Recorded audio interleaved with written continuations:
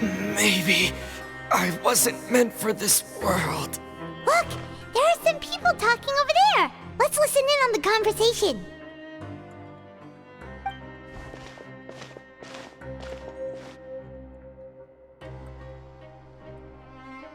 If you ask me, those pompous parasites on the surface act like they're all a bunch of aristocrats. Do any of them give half a hoot about a bunch of dogs like us? Hey, speak for yourself, mate. I'm no dog. Oh, you think you're special or something? If you're here, then you're just a convict like the rest of us. I've heard that even if you're released after serving your sentence, going back to life on the surface ain't any better. Once a criminal, always a criminal. We're marked for life. I don't buy that. Hey, how cool would it be if the whole world was destroyed by a giant flood and everyone had to start over from nothing? What kind of filthy bilgewater are you spewing? I have family up there. You best shut your sewer hole with talk like that. Listen, things ain't so great on the surface, but who says that you have to leave? I've heard that you can still stay here and work even after you've served your sentence. Not bad if you ask me. Who wants to live in the ruddy overworld anyway? And what makes you think they'd want to hire someone like you? It's one of the great mysteries of the universe, how someone as useless as you is so confident. Whoa. Sounds like they're really unhappy about the overworld. Speaking of which, Paimon never heard anyone use the words overworld or underworld when we were living up there. Is it only something the inmates down here say?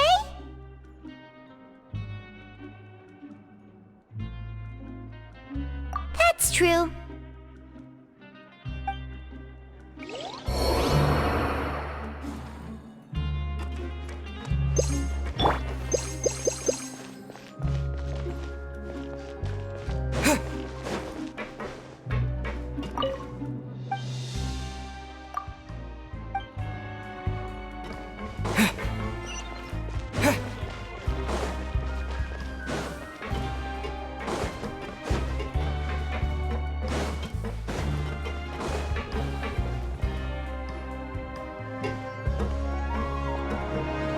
There's a group of people over there. Let's go listen in. So I said, that's not a faucet. Hey, who are you two? Why'd you come over all of a sudden? Oh, sorry for eavesdropping. Sounds like you were talking about something private. What's the matter? They're just looking to join in on our fun, that's all. Hey, don't pretend like it's okay for them to just interrupt us like that. Yeah, fine. You're lucky we don't mind extroverts that much.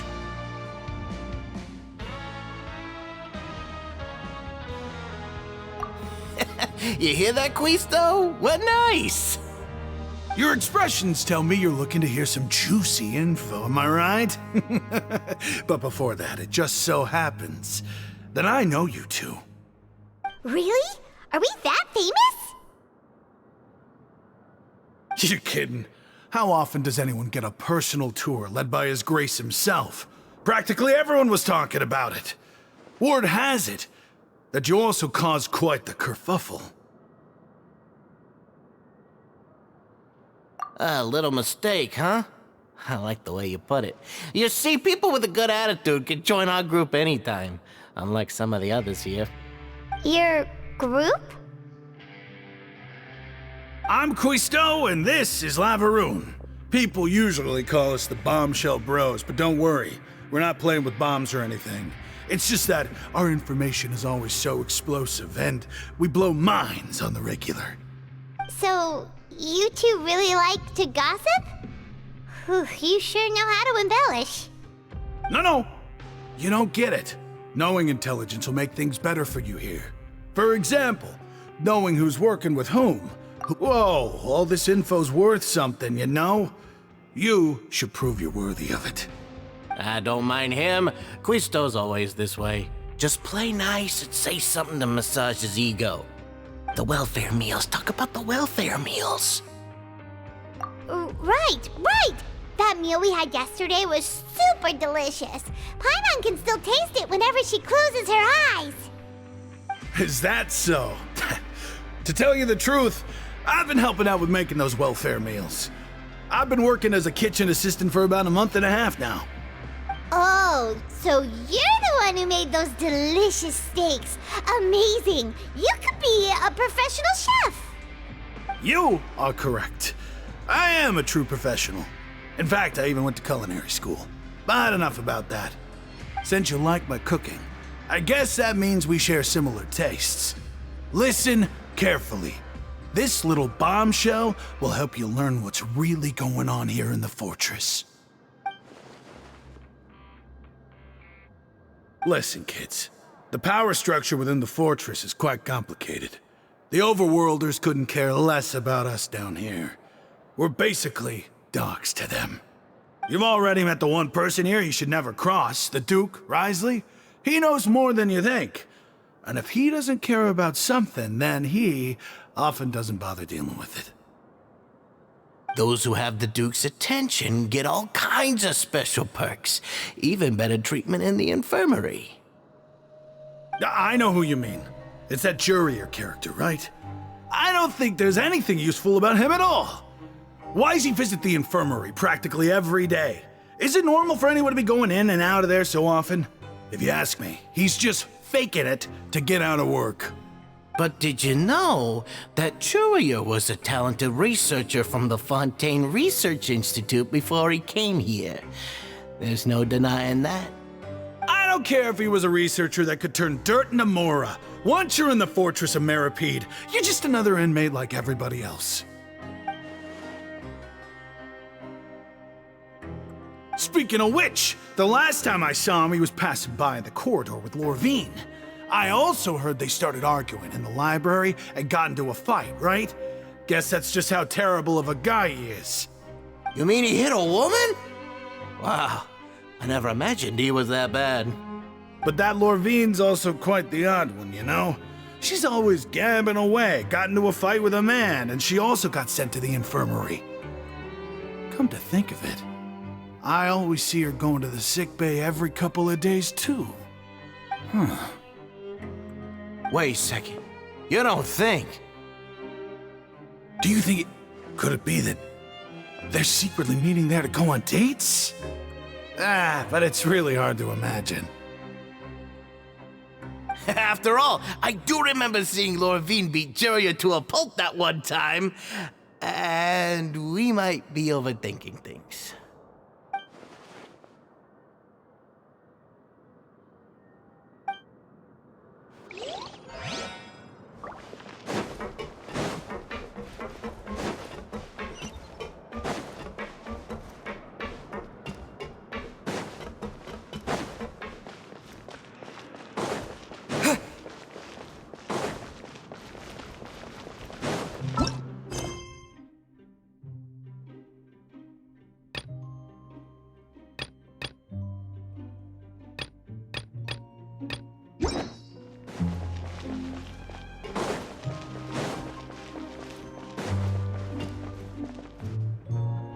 Hey, you over there?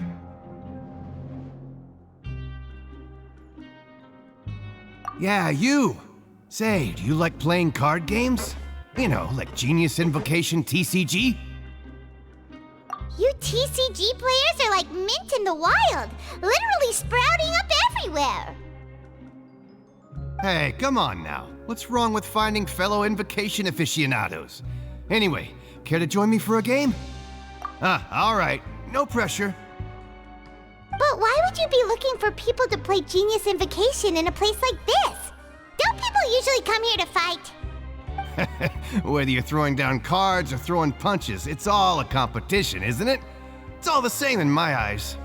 There are lots of card players here in the fortress. When I saw you, I immediately thought, hey, even outsiders from other nations play cards. So I came over to say hi. Sure. Great! Since you've been here longer than us, you need to flex your seniority a little bit, right? Maybe you could start by telling us newcomers some stories about this place. I thought you would have already heard everything by now. All right, then. Did you have anything specific in mind? Or do you want me to just pick a topic? Why don't you pick? We'll let you know if we've heard it already. All right. Have you heard any strange rumors since you've arrived? Then, did you know that there are some people who are always gossiping over in the corner? Yeah, so you've already met those two. They're quite a pair. They always keep an eye out for the latest happenings and gossip about everything. I've never seen anyone with more time on their hands. I heard that they used to be a chef and a bartender before they were sent down here. You know how bartenders are, always chatting with customers. And chefs love to pass the time just hanging out when they're not cooking. Good to know. Do you have anything else to tell us? Let me think. Sounds like you want to hear something a little more tantalizing. Oh, did you know that the Duke was also a convict in the fortress of Meripede before? Huh? Wait, are you serious? That's right. The Duke was an inmate just like you and me. Seems he was exiled here for committing some crime. Who knows how he ended up rising up to become the warden, though.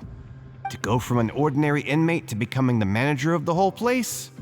I'm not gonna lie, I kinda respect that. A forbidden zone? Sounds like something that someone just made up. I've never heard of that. Where did you hear about it? It's just a rumor we've been hearing, but no worries if you've never heard of it. Do you have anything else you can tell us? Anything else?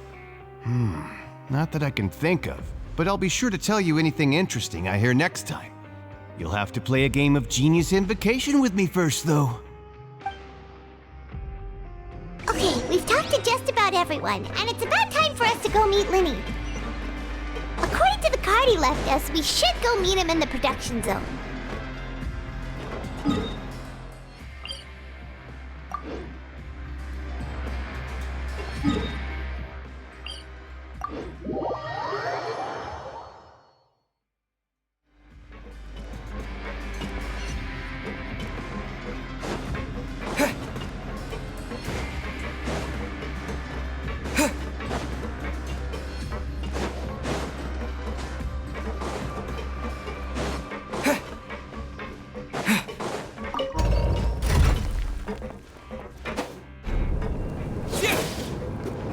Go!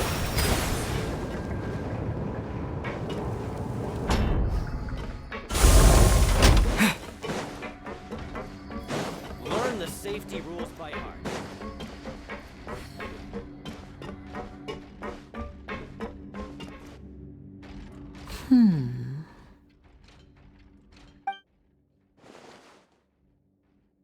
Huh?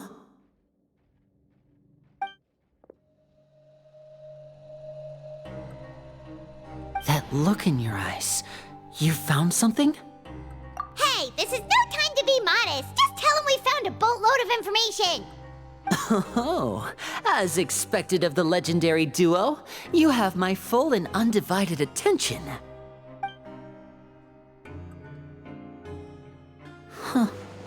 I'd have never guessed that myself. The rumors swirling about this place are unreliable after all, and Master Child probably went missing because he found a way out. He is a harbinger after all. I suppose he's much more resourceful than I initially gave him credit for. Unfortunately, this isn't enough for our final report to Father. We need to find out Master Child's exact whereabouts. Father told me that even though Master Child said he was just coming to Fontaine for a vacation, he actually had some personal reasons. His agenda might be linked to his disappearance. His escape route is already flooded, so we'll have to task someone with professional diving skills to chase after him. Well, when you put it that way, it's obvious that only Fremine would be up to the task. Bingo! Is he around?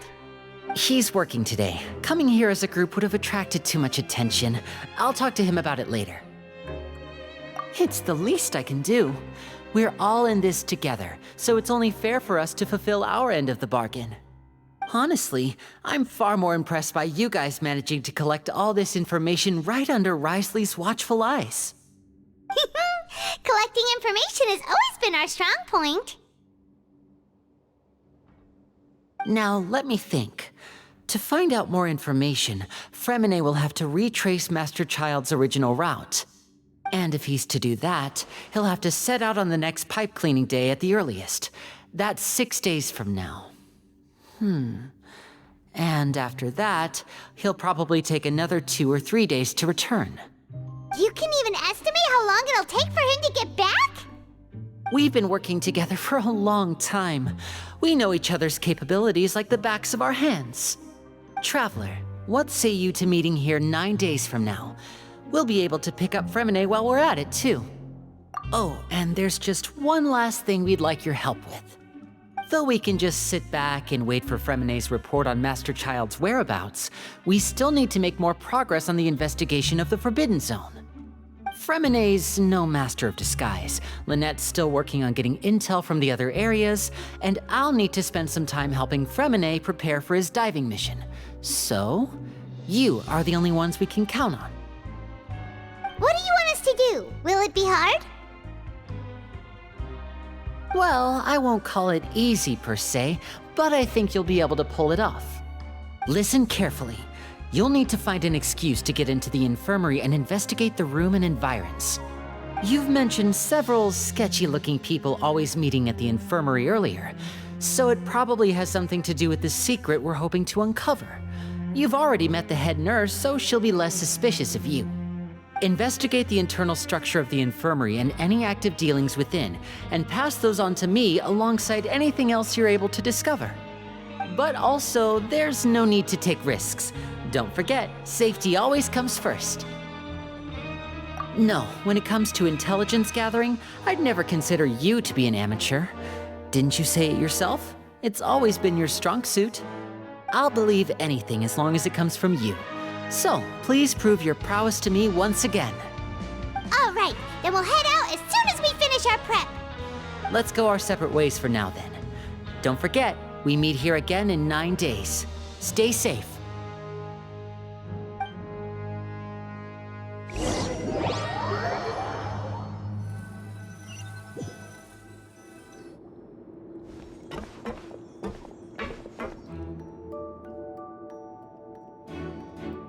Hey, stay here for now. Paimon will take a peek. There seem to be several people inside.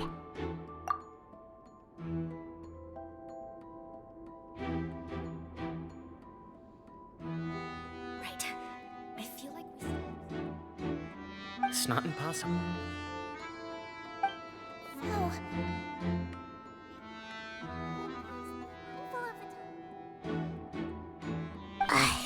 It's a bit hard to understand them from here, so why don't we just try to talk to them in person? Let's go as soon as you're ready.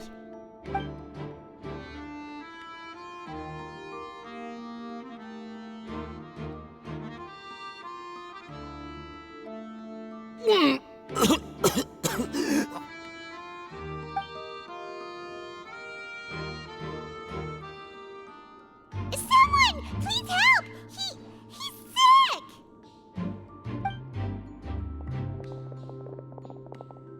Whoa, are you okay? Oh my! What's wrong, little one? There's no need to panic. Take a deep breath before you begin. The traveler started complaining of a stomachache, and then nausea, and then collapsed onto the ground. Paimon doesn't know what to do. Freezing limbs, twitching fingers, and pale complexion. Could it be poison? Let me take a look. Please lie down over here.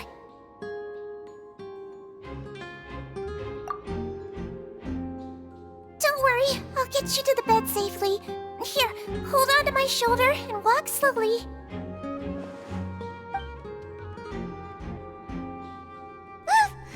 You can do it, traveler. Don't apologize. You're sick after all. Now, please relax. I'm just going to do a preliminary checkup on you.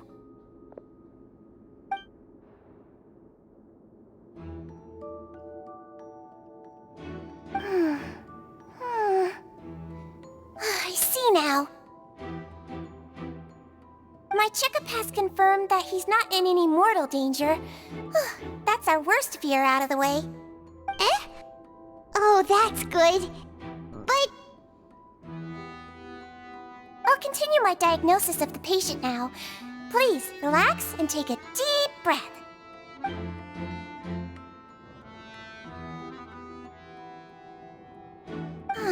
Don't sense serious damage to your organs either. Does it hurt when I press here? And here? Huh? But based on my initial checkup, there shouldn't be a problem here. How strange.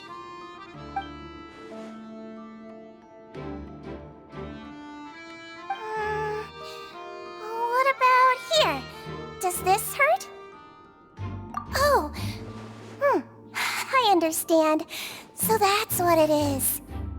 I think you just ate something that disagreed with you. That's all. Nothing too serious.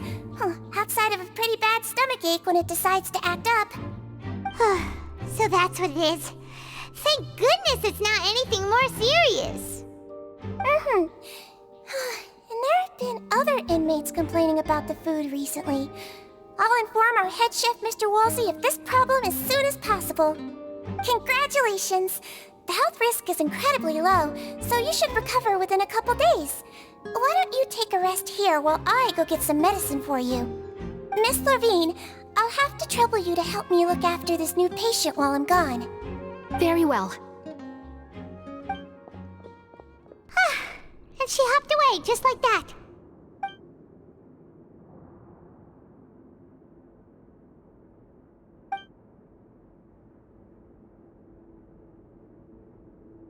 Hello. So how are you feeling now?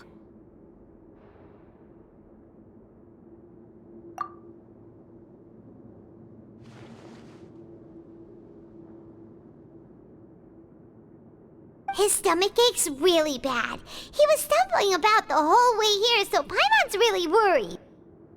If Miss Sijuin says it's not a serious problem, then there's no need to worry. She's the best medic we've got down here. But it also looks like she's the only medic you've got down here. Well, that's true. What do you mean, that's true? That's really misrepresenting the situation. Of course I can't speak for the whole fortress, but it's not like everyone imprisoned here is useless, you know? Though they may have committed crimes and gotten locked up here as a result, they still know a thing or two about medicine, and they help Miss Sijuin take care of the sick and injured. Yeah, you're right. But did you have to lecture me about it in front of another patient? Aren't you a patient too? Where did all your energy come from? That's correct. Sorry, I got a bit ahead of myself. Are you two also sick? We've been sick a while. I come back every once in a while for checkups, and to pick up the medicines Miss Sijuin prescribes for us. That's just the nature of chronic illnesses. As for her... you could say she fancies herself as Miss Sijuin's capable helper because she learned a bit of medical knowledge ages ago. Please watch your mouth, Mr. Jurier. Don't forget that you are the primary reason I have frequent heart palpitations. Hey, don't start arguing now! Please, keep it civil at least.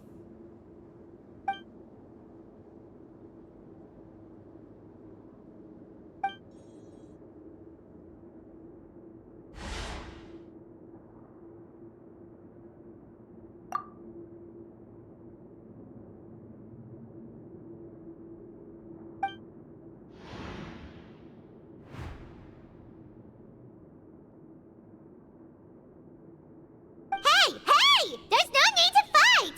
Everyone will be released someday, so there's no need to argue over silly things like this! But... Release.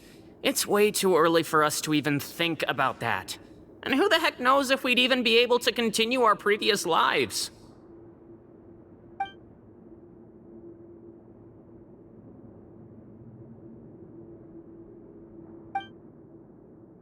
Please allow me to end this boring and useless conversation. Oh, and Mr. Jurier, I don't want to see your face here again anytime soon.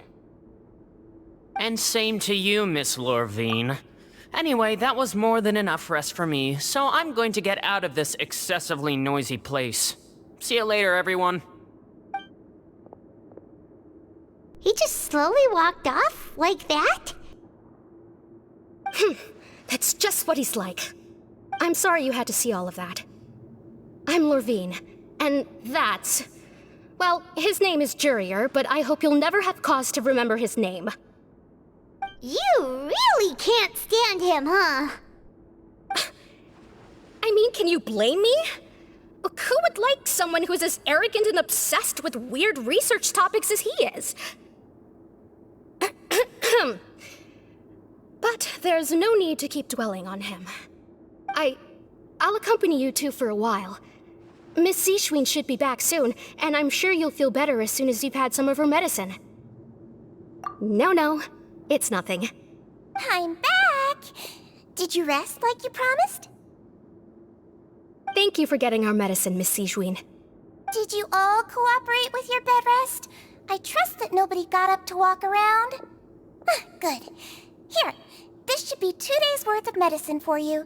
Take 1 pill now, and then continue your bed rest.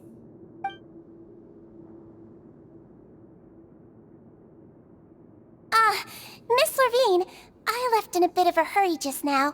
Do you still remember if we discussed the color of the pill that you should be taking today? I remember. You said it should be yellow.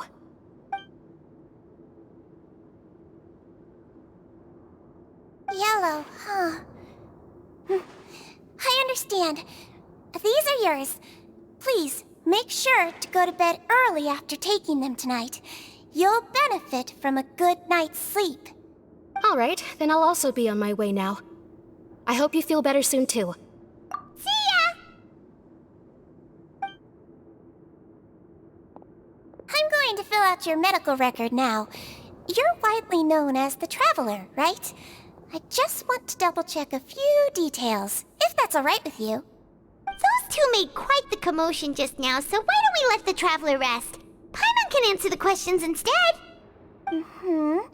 So his primary symptoms are abdominal pain with secondary symptoms of nausea. Is there anything else? That's it. All right then. Is there anything we should know besides to take the meds? No, his base constitution is quite good, so I'm sure he'll recover quite quickly after taking the medicine. Please make sure to stick to bland or less stimulating foods, and don't stay up too late at night. Got it. Paimon will hold the Traveler to that for sure.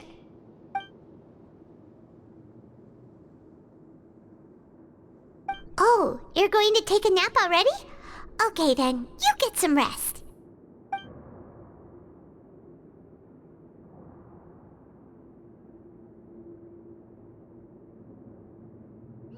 We've been to lots of places together.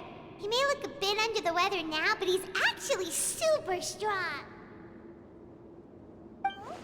So you're the best of companions. Well, don't worry, he'll recover soon.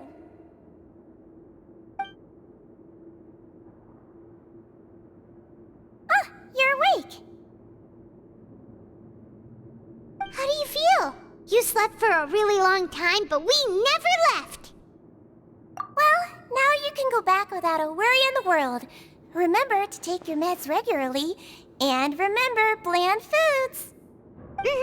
Thank you, Miss Sijwin.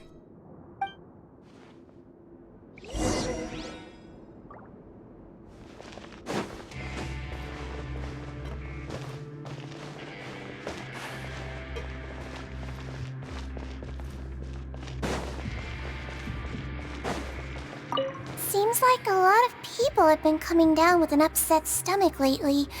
I'll need to address that.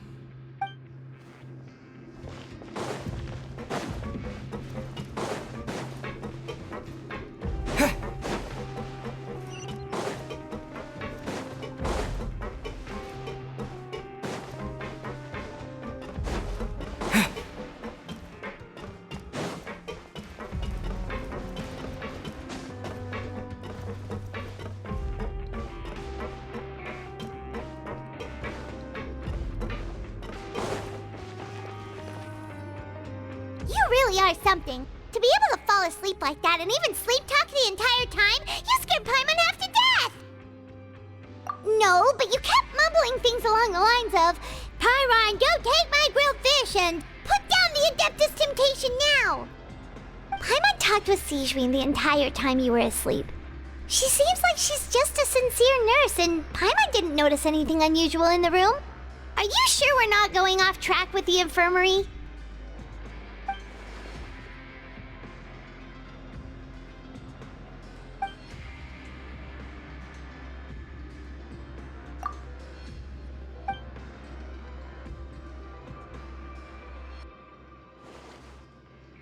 Whoa! You really are super thorough! All those tiny little suspicious things that Paimon didn't even pick up on! We've gotta give the info to Linny!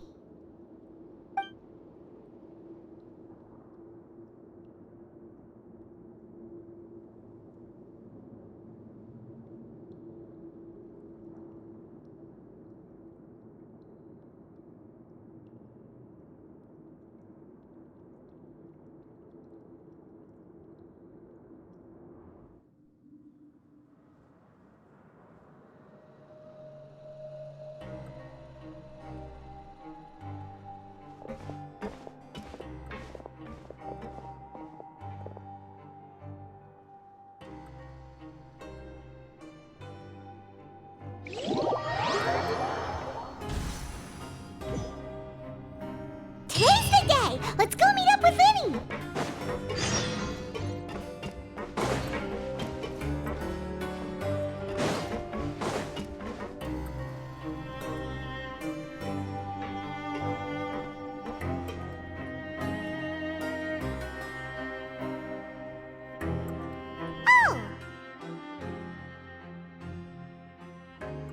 Oh!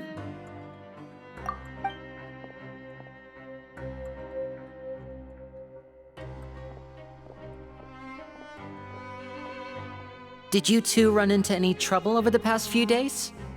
No, we just worked our shifts according to the schedule. Nothing weird happened. That's good.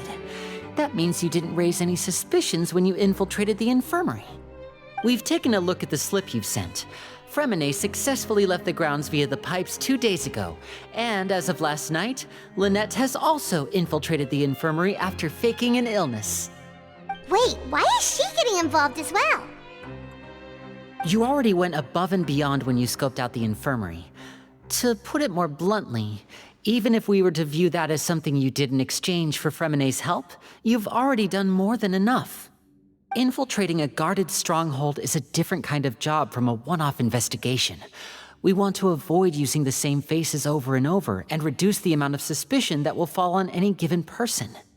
Lynette also felt like you have already taken the first step for us, so she should be the one to finish the job. So that's what Lynette thinks.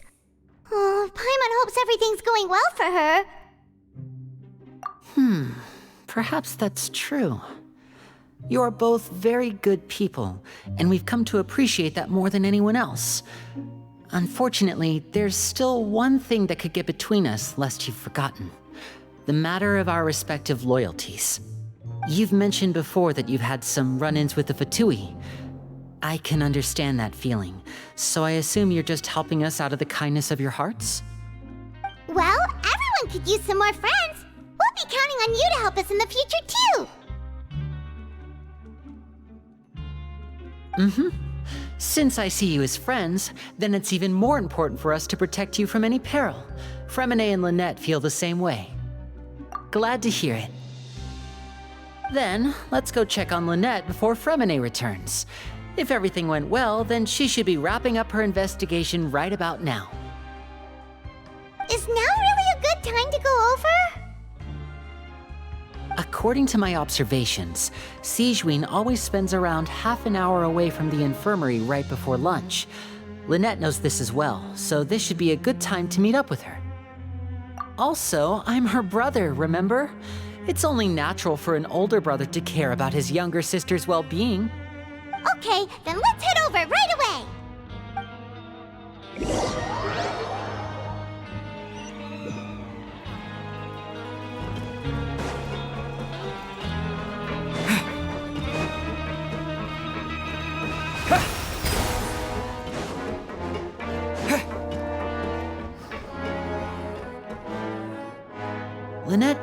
be here right now. Huh. Strange. Lynette? As expected, Sijwin isn't here, but why isn't Lynette here? No, Lynette rarely deviates from the plan. We agreed that if she were to make changes on the fly, she'd find a way to let me know. Unless... Let's see if there are any clues around here. We can look while we wait for her. Who knows? Maybe she'll be back soon. Okay.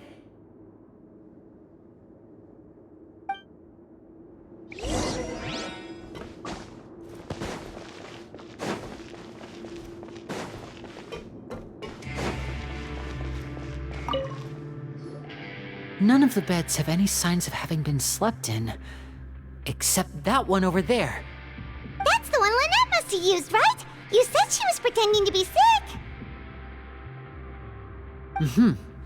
She would have said her migraine was having a particularly bad flare-up. Generally speaking, the head nurse would then ask her to lie down and rest while she left to retrieve the medication. Which means either the head nurse didn't return the entire time from when Lynette laid down up until she left the bed, or the nurse intentionally left it this way.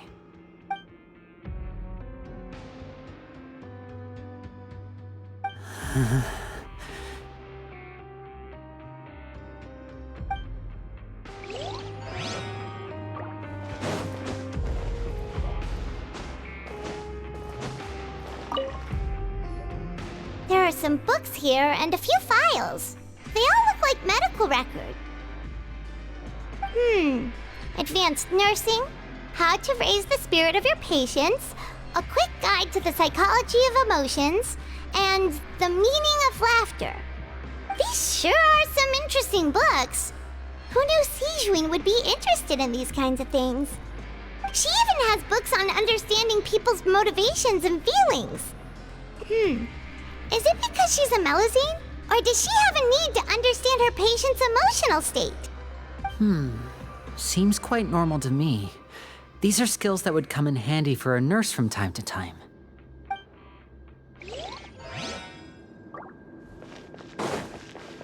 This is it! We saw it before! Wait, this thing? It doesn't look like it's been disguised that well.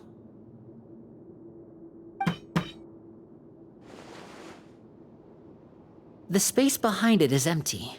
From its size, I don't think it's an entrance that is meant to be taken apart. There's probably a mechanism around here somewhere. Could Lynette have tried to get inside? But if that's the case, she would have contacted me for sure.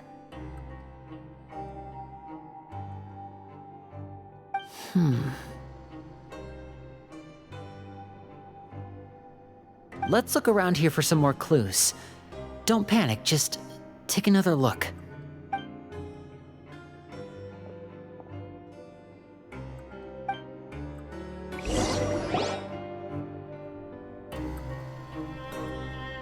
Hey, you guys, there's a slip of paper over here! A slip of paper? It's right over here, and there's a bunch written on it too. It reads, "Out of respect for your usual practices, I'll use a piece of paper or card as the medium to pass on my message. You may consider this as me giving you my best regards." This is... Is that all? The back. This is... Show me! Now!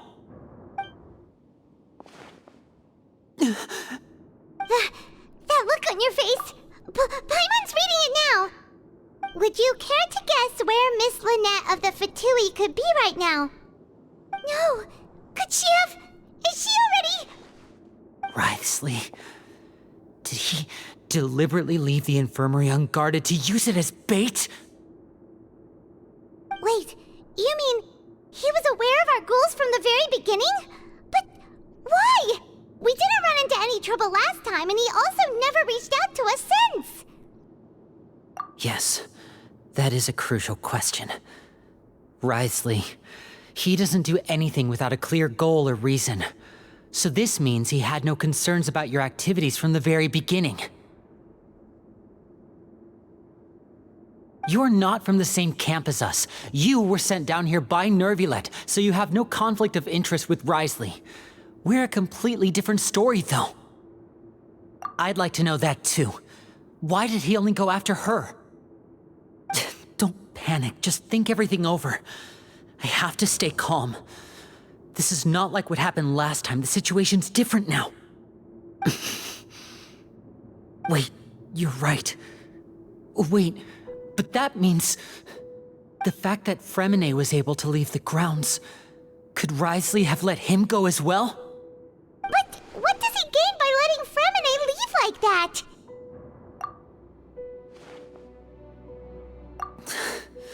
So he's challenging me and trying to provoke me, I'm sure of it. We never should have sent out Fremine. We had to go through all that trouble to find an opening to sneak him around the guards and into the pipe, and we even thought luck was on our side. If Wriothesley let him leave on purpose, then he's probably in a terrible spot now as well. Lenny's getting more and more panicked. We have to calm him down. Don't be like this, Lenny. Fremine wouldn't have left if we hadn't told you about Child. That was our fault. No, I'm the leader of this operation, and I'm the one responsible for this team. I was the one who failed to protect them. I'll go talk to Wriothesley. Hey, don't be reckless! Traveler, please talk some sense into him. I simply cannot allow Lynette to be abducted again. I have to go. I'll find a way to get them back! He's rushed out the door!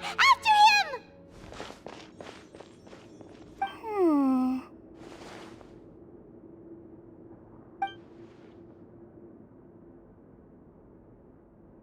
Right. I feel like we still have some room to make changes on these details.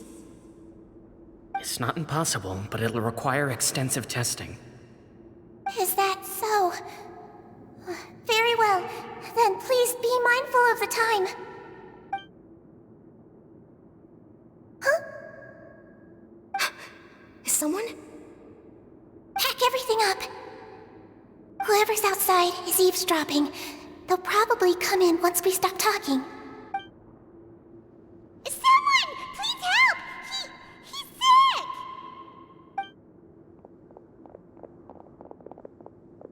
Whoa, are you okay? These two. As expected, they've already found this place. Oh, they are quite sharp. What a delightful turn of events. I like smart people, but I also like playing dumb. I like the feeling of being trusted. Oh my! What's wrong, little one? There's no need to panic. Take a deep breath before you begin. Being able to read human expressions is quite the useful skill. Lenny! Wait! It's no use. We have to catch up to him.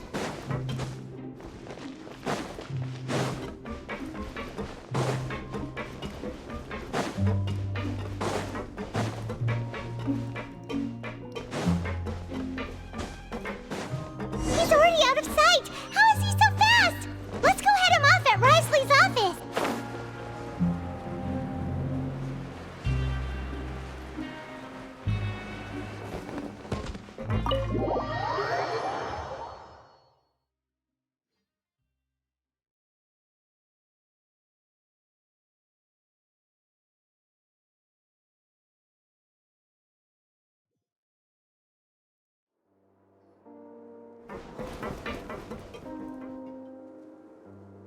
Come out and face me, Wriothesley!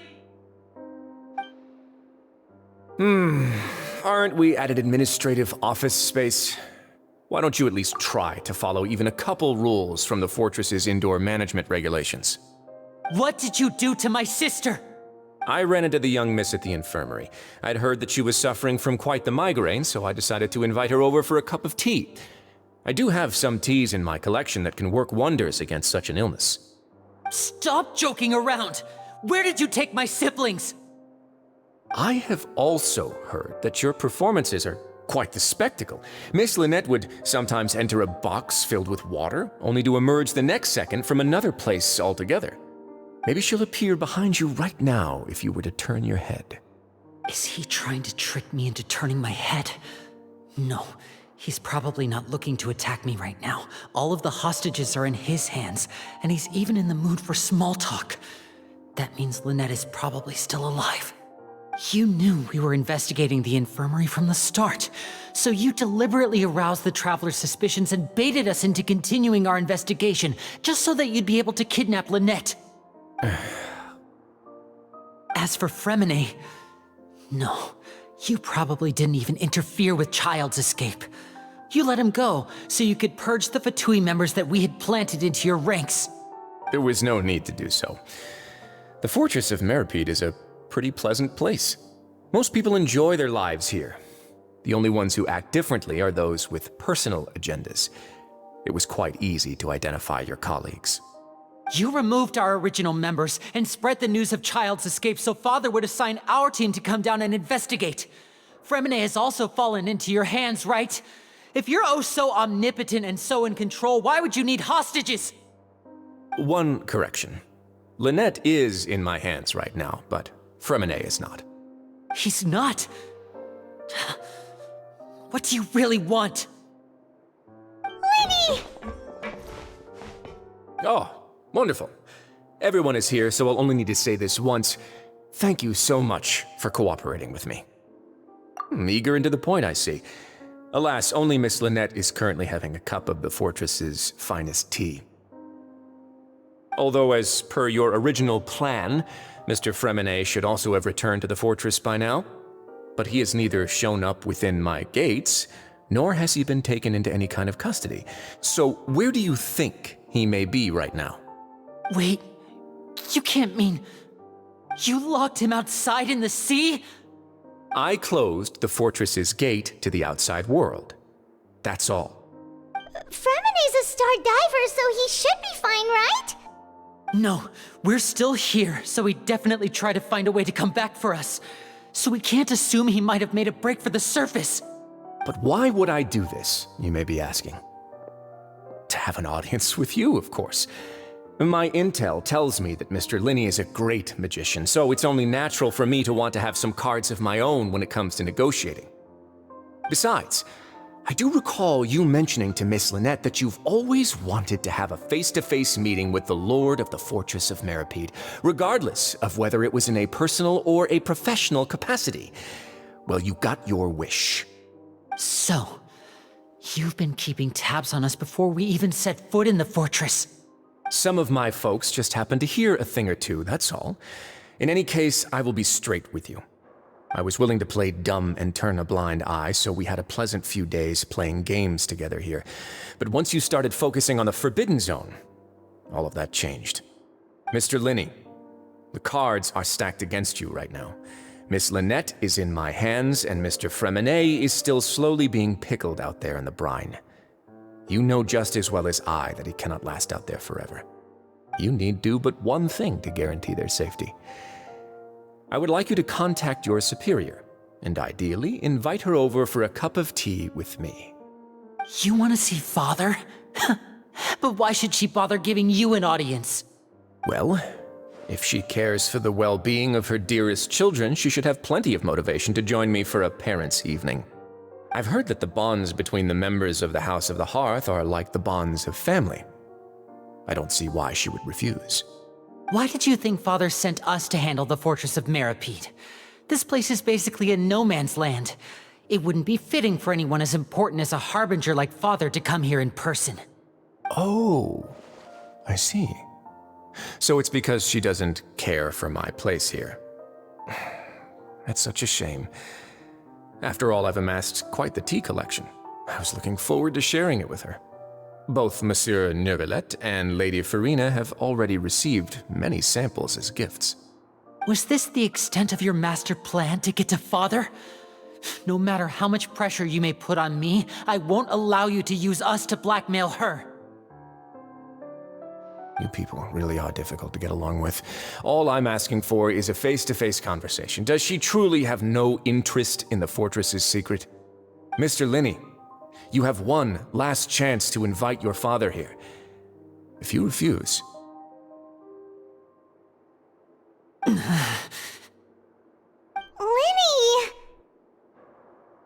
Instead of asking why I'm doing this, why don't you try to see things from my perspective for a second? From the very beginning, the Fatui has been actively infiltrating my fortress. I gave you a warning by cutting off the first few operatives I found, but that only caused you to double down. Had you given up on the fortress then and there, I'd have no reason to want to talk.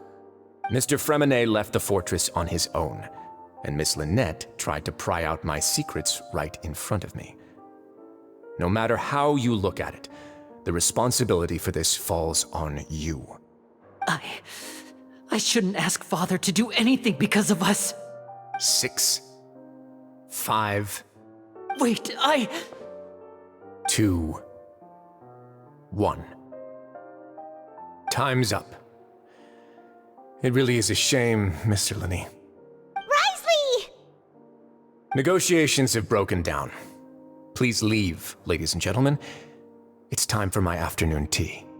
Yeah, listen to the Traveler! If you can't talk to Linny, can you at least talk to us? You do realize that I'm only letting you go because of Neuvillette, yes? You're here helping him out, and I've already done my best to stay out of your way. But that doesn't mean you can just do whatever you want. The fortress may be small and remote, but it still has its own set of laws. Then how about this? Those who are capable deserve respect. You've spent quite some time investigating my home turf by now, so why don't you tell me a thing or two about what you found, I'll ask you 3 questions. Answer all of them correctly, and I'll agree to your request. Question 1. Regarding the hidden rules of the production zone, what is the truth behind the one about not being allowed to work for 3 days in a row?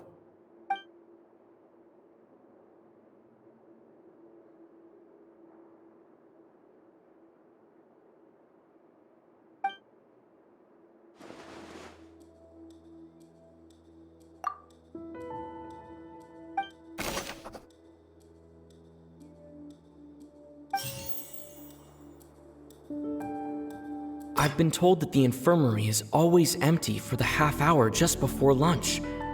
But what could Sigewinne be doing during that time? The Fonta promoter has been struggling because he doesn't recognize the real value of coupons. Meanwhile, the Duke believes that only idiots who don't understand the value of coupons will spend them on Fonta. We often see Miss Sigewinne observing the prisoners at work near the production zone. It seems like she can perceive the general state of a person's health just by looking at them. Fonta's internal report suggests that they're starting a new trial of an unnamed and unpackaged product. But the product has to undergo a trial because even Fonta's own employees have a lot of reservations about it. The research notes said that the Melusine race perceives the world very differently from humans. As a result, the Melusines have also developed a sense of aesthetics that appears rather strange and alien to humans. According to Collins, the Pancration tournament only took place because the Fonta company sponsored it. The company must want a return on their investment as well. We often see Miss Sigewinne observing the prisoners at work. I've been told that the infirmary is always empty for the Fonta promoter has been struggling because he does. We often see Miss Sigewinne. Fonta's internal report suggests that they're starting a new trial up. The research notes said that the Melusine race perceives the world very differently from. According to Collins, the Pancration tournament only took place because the Fonta.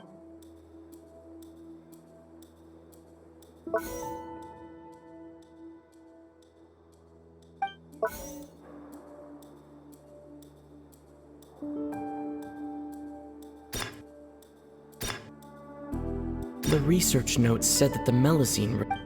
According to Collins, the Fonta's internal report suggests that they're starting a new trial of an... I've been told that the infirmary is always empty. The Fonta promoter has been struggling because he doesn't recognize the real value of coupons.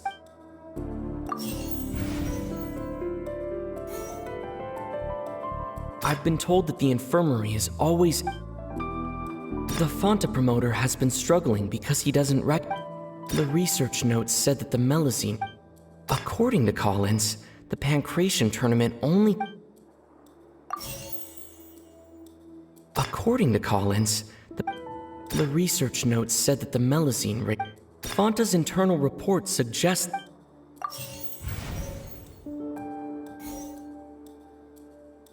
I've been told that the infirmary is always empty for the half hour just before lunch. The research notes said that the Melusine race perceives the world very differently from human.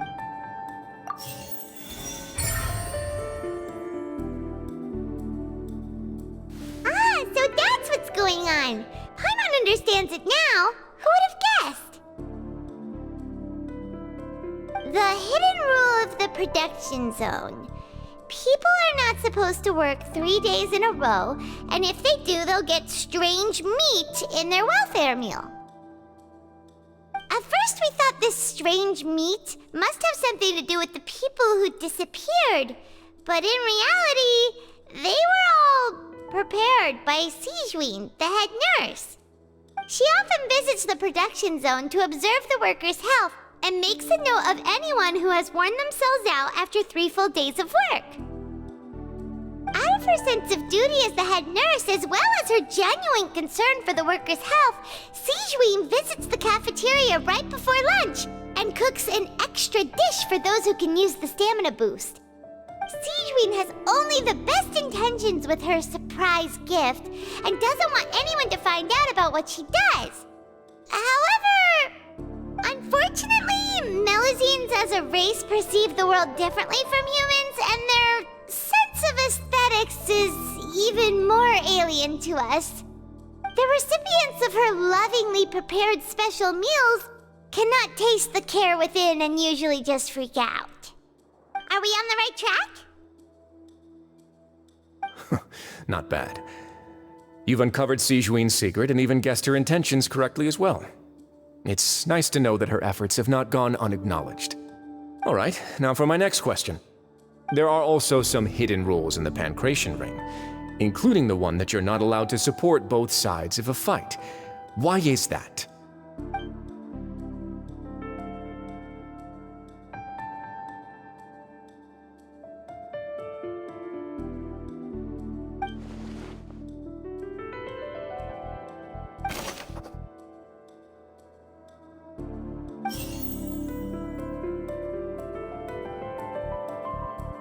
I've been told that the infirmary is always empty. Fonta's internal report suggests that they're starting a new trial of an unnamed and unpackaged product. But the product has... The Fonta promoter has been struggling because he doesn't recognize the research notes said that According to Collins, the Pancration tournament only took place because the Fonta company sponsored it.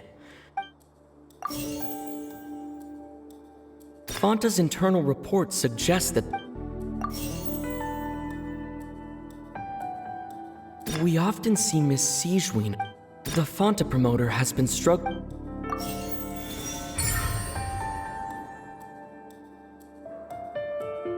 Ah! Paimon gets this rule too now, so there really was nothing to be afraid of.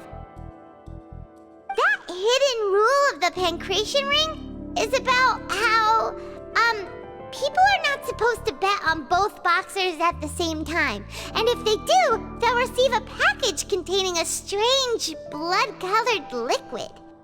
People get scared when they see it because they've subconsciously begun to associate it with the missing boxer. But really, it's just a bottle of the latest yet-to-be-named and packaged new Fonta trial product. A blood-red drink. It's no wonder even Fonta's own staff were questioning the company's decision-making.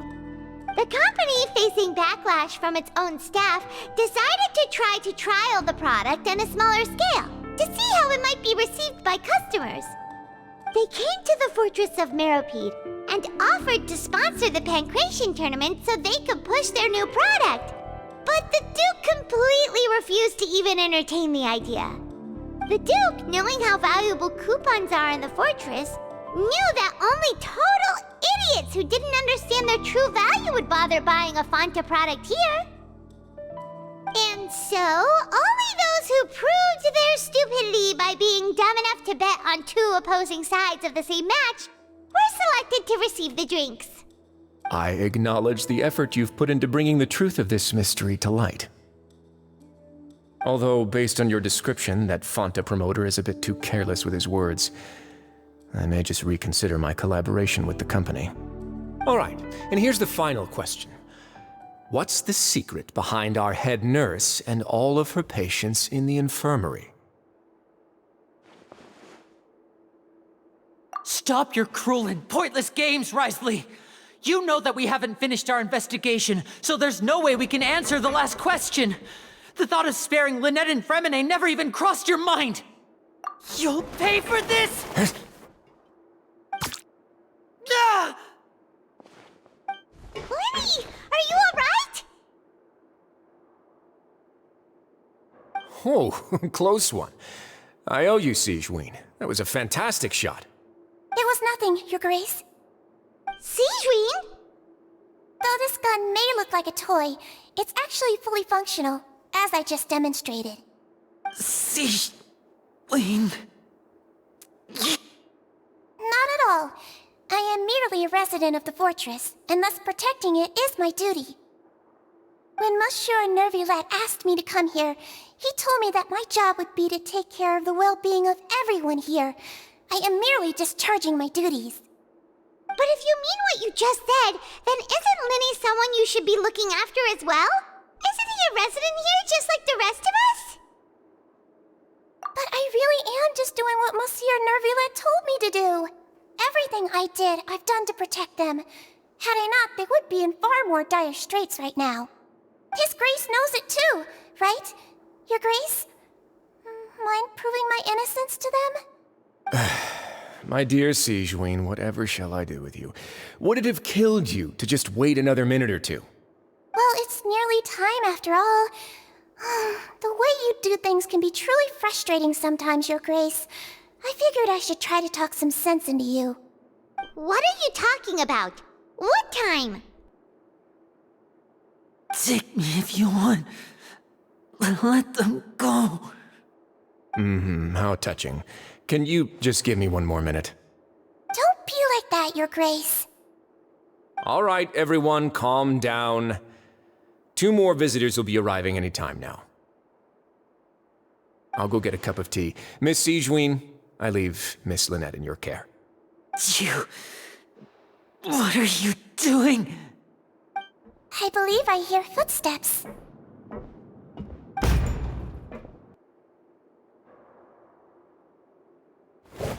Some space, please. Ah, Miss Clarande. My door. Fremine... Fremine... What's going on? What is Clarande doing here? Work.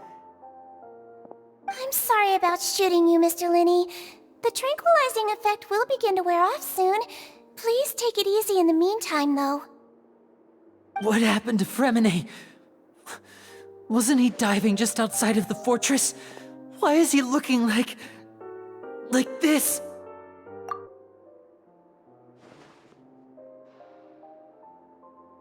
A flushed face, an accelerated pulse. He must have consumed primordial seawater. What did you say? Please, make some space. I'll need to give Mr. Fremine a more thorough checkup. Your Grace, I'll leave the rest to you. I'll talk to Clarande while you get Fremine to where he needs to be. Everything else can wait.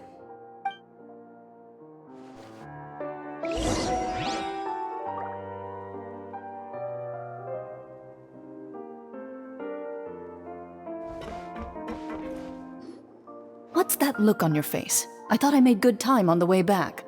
Oh, I'm just admiring your punctuality. Had you arrived just a few minutes later, Sijween may have been forced to shoot Mr. Linney again. How's the situation out there? The water has changed. It's pretty much as expected. The concentration of primordial seawater has increased significantly. I was only out there a short time, so it wasn't too bad. But if one were to stay for any significant amount of time, well, you can see how that boy's doing. Where was he when you found him? The abandoned zone at the end of the pipes. A good distance into the water. Closer than I thought. He must have recognized it early on and tried desperately to swim back. Locking the door was necessary. I don't think we could have saved two. Well, I did try to convince him that I had my reasons. Never seems to work, though. It would probably work on Neuvillette. He has a knack for picking out who had good intentions, even when the outcomes were all terrible. It's a bad sign if you're having to plead your case to Neuvillette. Want some tea? Not particularly. If you want to drink some that badly, just say so. Fine, I'd like to get some tea. Want me to get you a cup too, since I've already made it? Might as well then, I suppose. Actually, do you have a towel? I would like to dry my hair.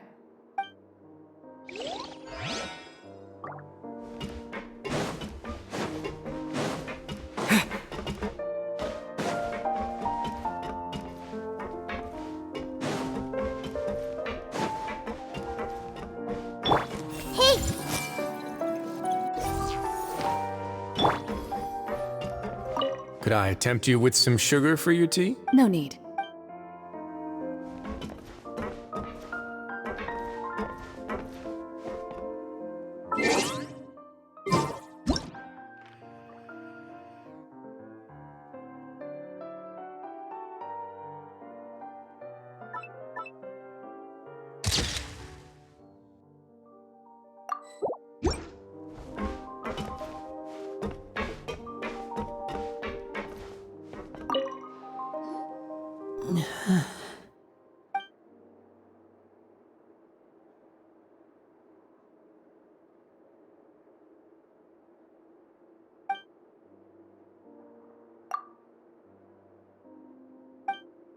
How is he?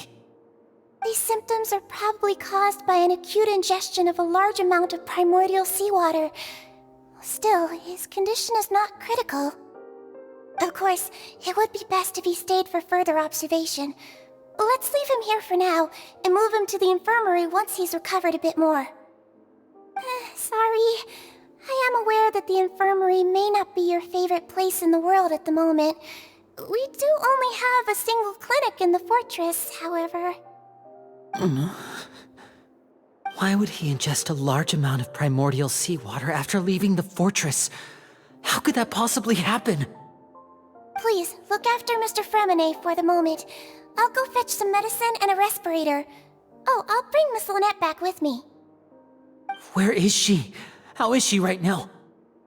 Oh, she just took a nap in an empty room after I tranquilized her.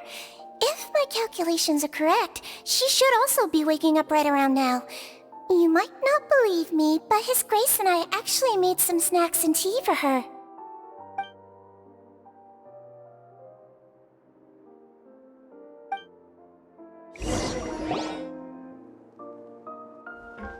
Linny, are you okay?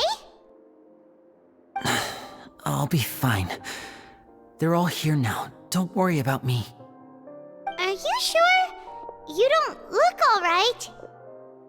My hands and feet are still a bit weak, but that's probably just the residual effects of the tranquilizer shot.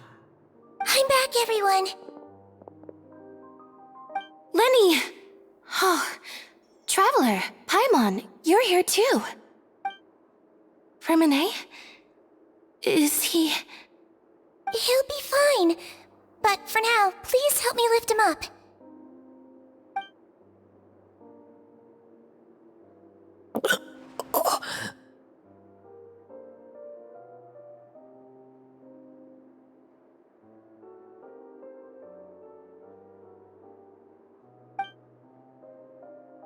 His breathing's beginning to slow down. Give me a hand and help me get him to the infirmary. Yeah, I'll take him from this side. Lynette, together? On it. Traveler, you seem pretty worried about him. Want to come with us? The Duke and Clarande are gone. They probably went to get some tea. The Duke will explain the truth in just a bit. Miss Clarande will need a break, since she only just returned from rescuing Fremine out of the sea.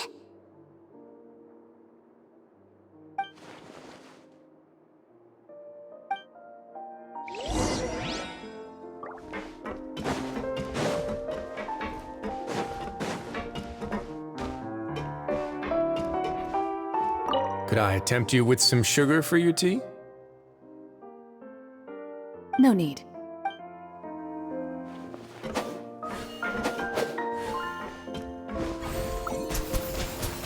Go!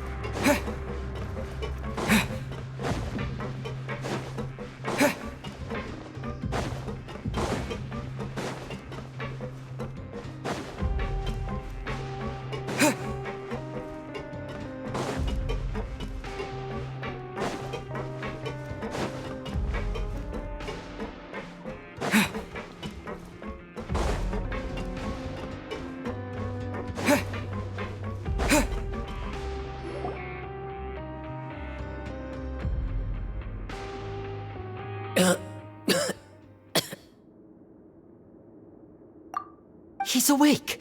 Fremine, how do you feel?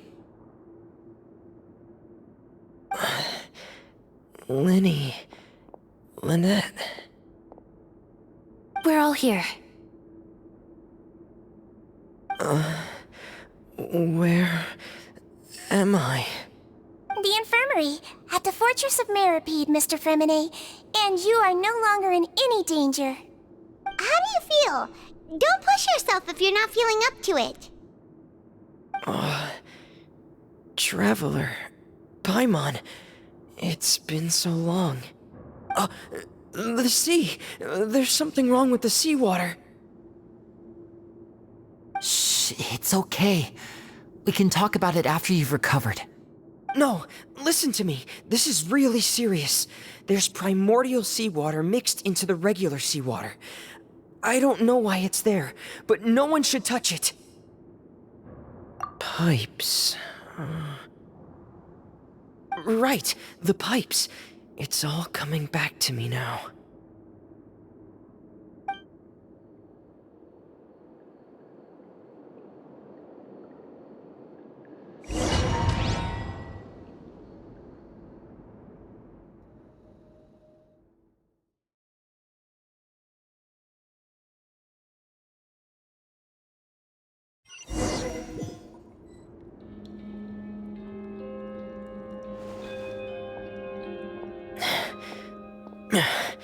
I'm in.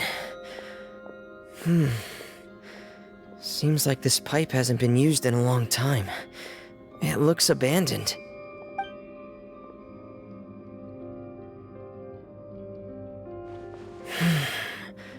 Where could Master Child be?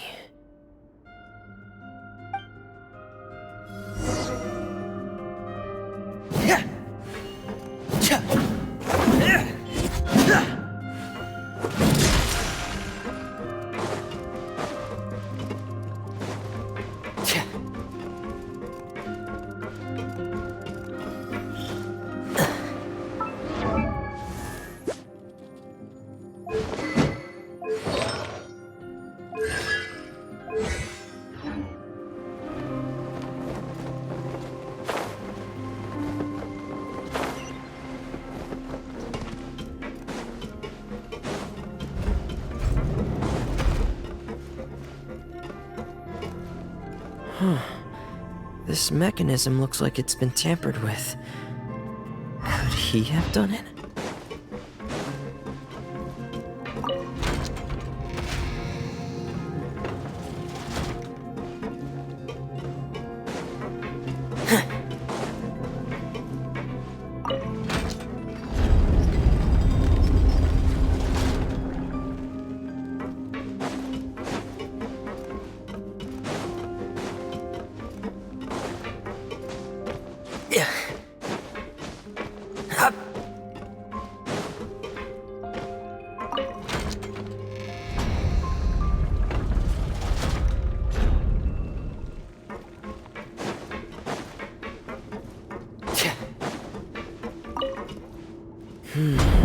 It's getting stuck on something.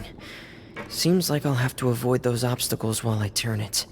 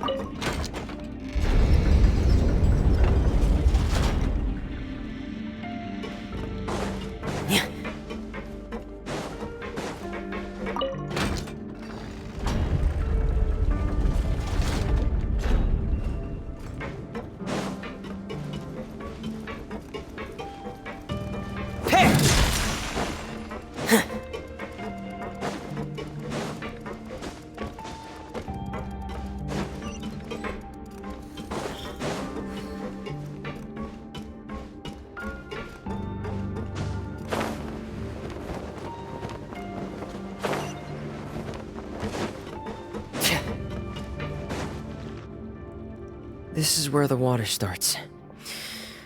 Okay.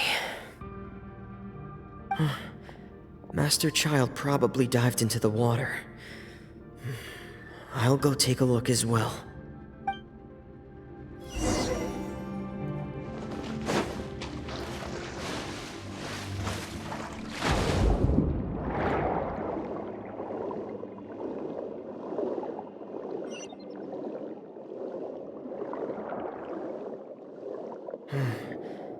The vegetation here is a bit more sparse.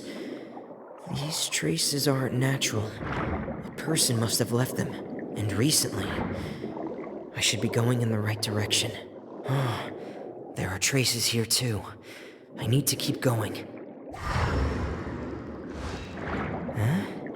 The traces are gone. But I don't see where he could have gone from here. Wait. What the?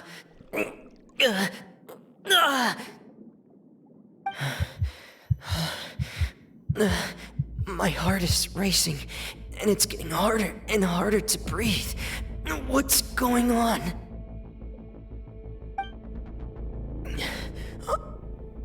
No good. I have to get back. They still don't know anything about what's going on. If I turn back right now, I should still be able to make it.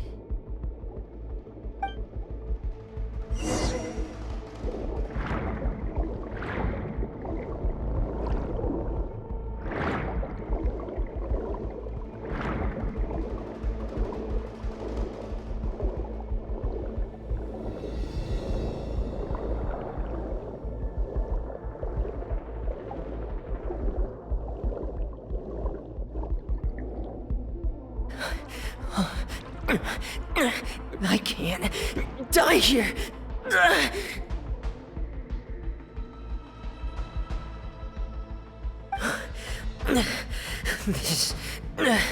This is bad. I'm feeling worse and worse, and I'm still underwater. I have to push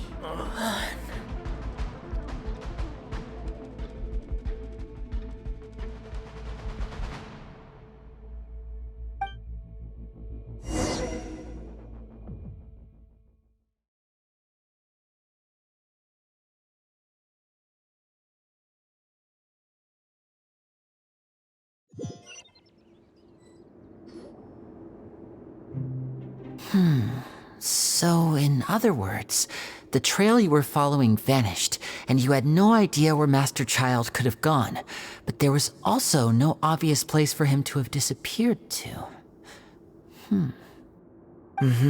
That's right. I tried my best to swim back, but I had already put some distance between myself and the fortress, and I just couldn't find the strength to keep going. I probably passed out some time after that, and you know the rest. Miss Clarande brought you back, but we also don't know why she just suddenly appeared at the fortress, or why she went out to save you. Miss Clarande, you say? I must go thank her in person. You're still too weak, Fremine. You can go after you've had some more rest. Miss Lynette is right. I believe Miss Clarande will stay here as a guest for another few days, so there's no need to hurry. A guest? Then I can assume Risley was the one who invited her to come down here? You should ask His Grace about that. He'll be able to explain better than me. Yeah, it's about time he actually told us what's going on. Wanna come with us, Lenny? No, please go on without me. I don't want to leave just yet. Lenny.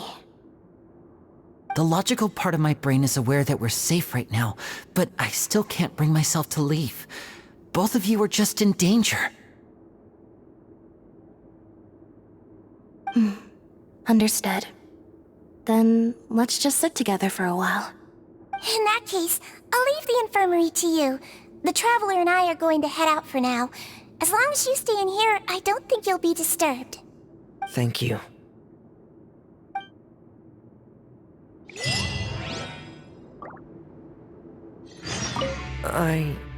I'm so sorry, Lenny. I'm also really sorry, Lenny. I should have been more careful. Don't say that. It was all my fault. I was the one who should have been more careful. You two were nearly... If I was stronger, maybe I would have already found Master Child. No, how can you say that? Huh? I'm sorry. What I'm hearing is, we all dropped the ball at some point during the mission, so the responsibility falls on all of us. Isn't that right? Yeah, that's right. It's on all of us. Lenny, we understand that you're worried about us, but we're worried about you as well. Please don't blame yourself. We want you to keep your spirits up. Yeah.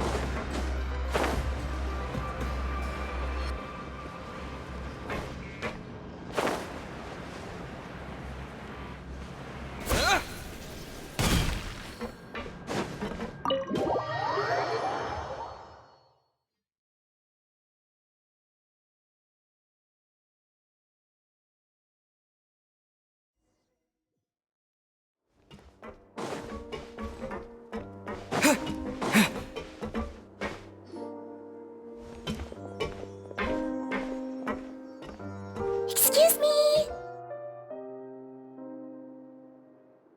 I take it Mr. Fremine's condition has stabilized? Of course! I wouldn't have left the infirmary otherwise. I've been expecting those two, but might I inquire as to the purpose of your visit, Miss Siegeween? I wanted to check up on Miss Clarande, How are you feeling? Mostly fine, I think. If you don't mind, I'd like to perform another quick physical exam. It'll just take a few minutes. All right. Thank you for looking out for me. I'll take my leave for now, then. Well, want to explain yourself, Risley? Of course, but I'm not partial to the word choice of explain. How about enlighten? Where should I begin? How about you start by asking me any questions you have? You can start with whichever one you'd like to get answered the most. Then Paimon will begin.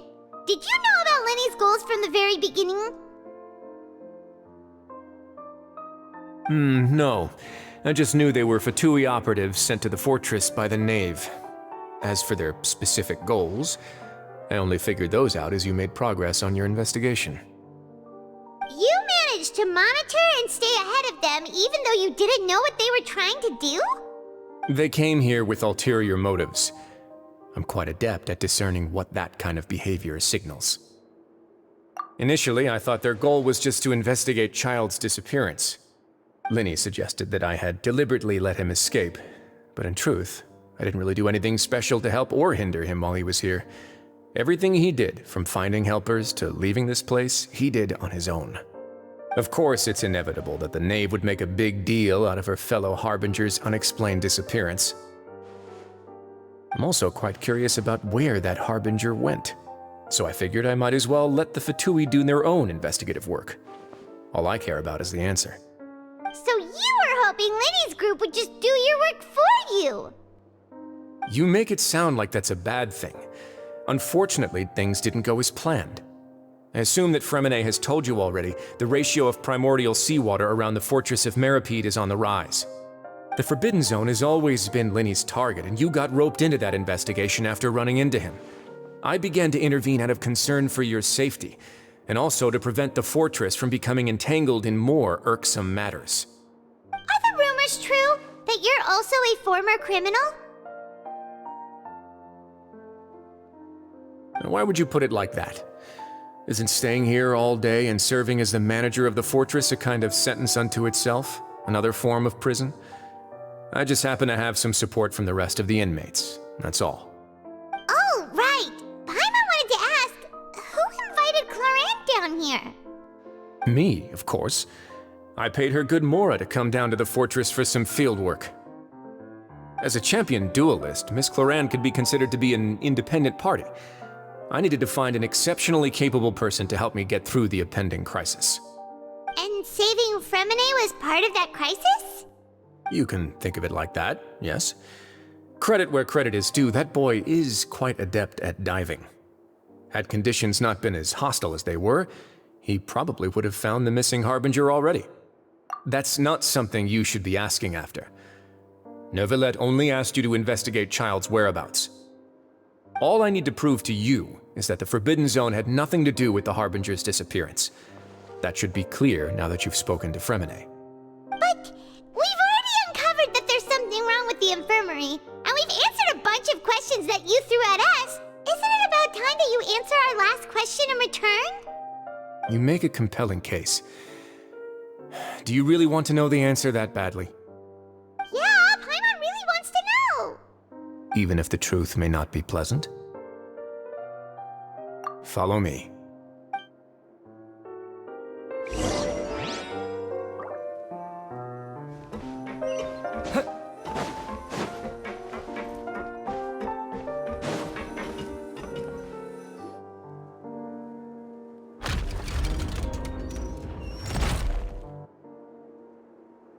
There's a hidden door here? And a whole basement behind it? Huh. You're pretty good at hiding stuff, Risley. It seems you've forgotten just what kind of place the Fortress of Meripede is.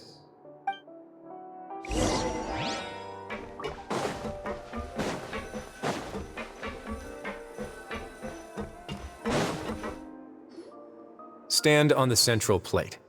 Wait, is there a secret mechanism or... Whoa!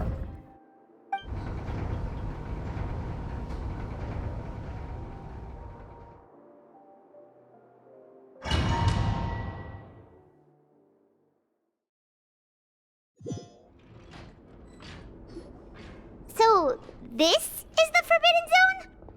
Honestly, for a place so well hidden, Paimon sure doesn't see anything special. What a huge door! There are 3 such isolation gates in total.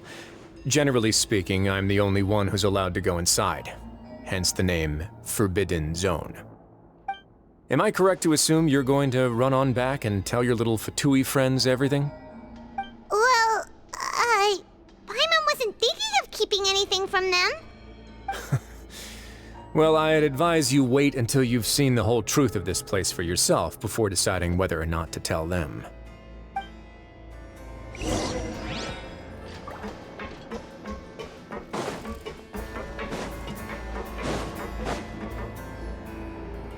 Huh.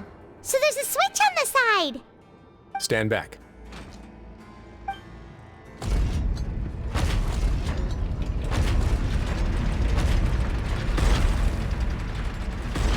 Whoa!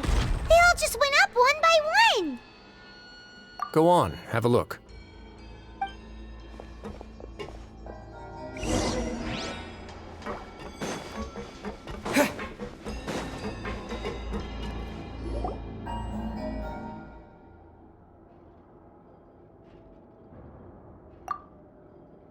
I've been interested in what lies beyond that gate ever since I assumed leadership of the Fortress of Meripede. Of course, it would be unwise to recklessly open it, but it'd also be risky and negligent to simply ignore any potential danger that could be behind it. The readings on that dashboard have not budged since the day when I first laid eyes on this place. But over the past year, the needle has crept upwards from its original position, likely because some parameter it's been tracking has changed, if only infinitesimally. Normally, I would have ignored it, but I happened to have some free time when I noticed it, so I investigated. Any guesses what the reading could be tracking? Very reasonable guesses. I've considered both of those as well. Unfortunately, our dashboard is tracking something less ordinary. The temperature should vary with weather and climate changes, so for something that rarely shifts, the water pressure is more likely. We ran a few tests to increase the pressure from the outside, but the readings didn't change at all. Later on, a few more possibilities occurred to me, such as a potential connection with the primordial sea. I began to make a few preparations based on that hypothesis. Over the past few days, the needle has moved again. With that, and the symptoms that Fremine displayed after leaving the fortress, I can now confidently conclude that the readings represent the concentration of primordial seawater in the seawater nearby. The concentration of primordial seawater? But we're already under the sea! And that is precisely the problem. We're at the bottom of the sea, and now we're surrounded by toxic seawater. Somehow, primordial seawater got mixed in, and the concentration is steadily rising. Yes, that's very likely. But forget about the two of us! Not even Novelette knows where the primordial sea could be, much less where we could find and plug a leak. Oh. Seems like you've figured it out. I believe the primordial sea lies directly beneath this sluice gate. For some reason, the primordial seawater levels have risen significantly, and it's now very close to us. The indicators are now red. Although the gate still stands, some primordial seawater has already leaked out and mixed into the sea around us. If this continues, soon it will no longer be able to hold back the primordial sea at all. Yeah, you know what the legends say. If this place falls, then everyone in Fontaine will be turned into puddles in the span of a night. But that's just too weird! Why would the Fortress of Meripede be built right above a sluice gate for the primordial sea? Who built this place anyway? Your expression tells me you think this might be part of a vast, complicated conspiracy. To be honest, you might find the actual answer may be exceedingly boring. It's just that the secret of the Forbidden Zone had been long forgotten by the nation before I rediscovered it with my research. There's no single founder of the Fortress of Meripede in any traditional sense. What we know about its history has been left to us by the people who used to live here. When the previous Hydro Archon Egeria ruled the land, all convicted criminals from Fontaine were exiled. The people drove the criminals away like a wolf pack chasing away the banished. The criminals received no sympathy of any kind from the people. They were exiled to the desolate seaside, where they experienced only pain, struggle, and the bone-chilling cold. Some of them began to repent and prayed to the Hydro Archon, asking if there was still anything they could do. The Hydro Archon took pity on them and said, "You may go guard my secret, deep underneath the waves." And so, leaning on the power of the Hydro Archon, they gathered underneath the sea and began to build a fortress. They became a community down there in the deeps, and over the years helped it to grow. As the number of exiles increased, more and more people joined the community. When the first group of exiles died, they left the yet unfinished fortress to their successors. The Hydro Archon continued to lend her support, allowing the fortress and what it stood for to continue growing ever larger. Before long, this dark underwater fortress became the sinner's only home. And with that, the people here stopped referring to the fortress as a prison. They saw themselves as repenting sinners who would regain their freedom once they had sufficiently redeemed themselves. But as time went on, people also realized that the fortress was a lonely place. Once they had gotten used to life here, they could no longer feel comfortable living in the overworld. Once they had finished serving their sentences, some people left and some others chose to stay. They'd find some idle position and let their withered souls fade away with the ancient secrets of the past. After many, many centuries, few people still remember the reason for the fortress's founding. Now they just see it as an integral pillar of Fontainian society, as the place where criminals deserve to be sent. Now and again, researchers manage to break one law or another and live out their days in the fortress. I learned all this from an elderly historian. Everyone else just thought he'd made it all up. But now you know every part of that history is true. Indeed. It's just as the prophecy says. If this gate fails, then everyone will be dissolved into the sea. To be frank, not really. But sadly, that hasn't stopped this prophecy from proving all too accurate. Prophecies are troublesome things. Just hearing one will create the first wave of panic. Seeing signs of it will bring about the second, and actually witnessing it in real time, the third. Let's go somewhere else. I want to show you something.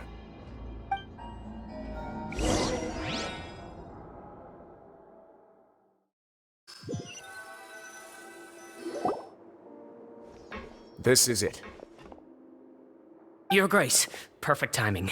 The results from our last round of experiments have... Wait, Jurier, he's not alone! Huh? Lorvine and Jurier? No need to panic, you two. I've already told them about our plan. What? After you warned us not to tell a single soul about any of this? I'm skeptical as well. Are you sure they are trustworthy? The results speak for themselves, don't they? These two may already know more than you could ever imagine. All right then, if Your Grace insists. They seem harmless enough, so I'll trust them for now. Well, how about some reintroductions? This is Jurier, one of the highest-ranked researchers from the Fontaine Research Institute. He used to work under Edwin. I trust that you've heard of Edwin? Good. Saves me a bit of time explaining. Edwin's main areas of research were archaeum and gravimeters. As his assistant, Jurier is quite familiar with them as well. I hired him to be my technical consultant. You want to blow up the fortress of Meripede? Ah, what a lovely idea. I'm already imagining it in my head. Gotta admit, I'm tempted as well. Guys, focus! Focus! That taskmaster over there is Miss Lorvine, and is also one of my technical consultants. While Jurier used to be Edwin's assistant, she used to be Jurier's assistant. Ooh, are they together? See, everyone keeps asking this question. Are you too sure you're not a couple and just using your work as a convenient cover? Your Grace, I am not in a relationship with this man. If I dated her, I'd officially be madder than Edwin. Jeez, forget I said anything then. Follow me. Whoa, There's another door that goes right up. Your constant amazement makes it seem like the fortress can do anything. But Paimon really thinks everything's super cool.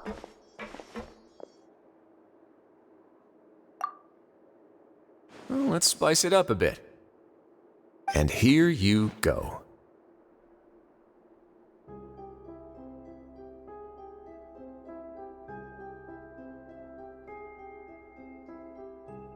What a huge ship! This is also a production zone that Paimon's never seen before. What's going on? How much do you know about Fontainian history? Not much at all. Well, then maybe you haven't heard the story of ancient Lemuria. To give you a quick rundown, Fontaine used to be ruled by the Lemurian dynasty. According to legend, the Lemurian king Remus came to this land after being inspired by divine revelation and found the seer Sibilla, who had taken on the form of a golden bee. Taking the golden bee with him and riding on a huge ship, the Fortuna, he created his nation above the surging waves. He called his nation Lemuria and used the Fortuna to incessantly search for new tribes and islands, calling on them to join his empire. There's a ship in this story too? Where there's water, there'll be ships. People believe that hope can always be found at the end of a voyage. Do you believe that too? To a point, I think. As you've already seen, I have a whole factory's worth of labor, materials, and technology at my disposal. Certainly can't hurt to give it a try. So the moment I began to speculate that the primordial sea might lie underneath the gate, I also began this project. Were you inspired by the legendary Fortuna? Maybe.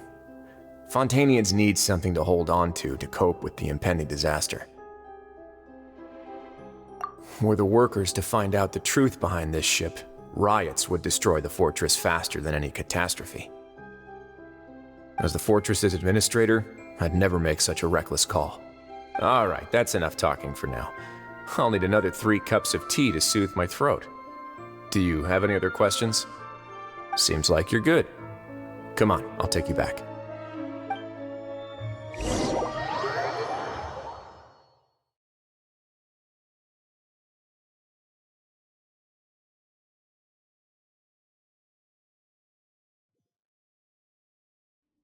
I'll leave you here for now. Oh, thank you so much. No worries. But don't forget, it's up to you whether or not you want to share what you just saw. What you do from here on out will likely affect those 3 as well.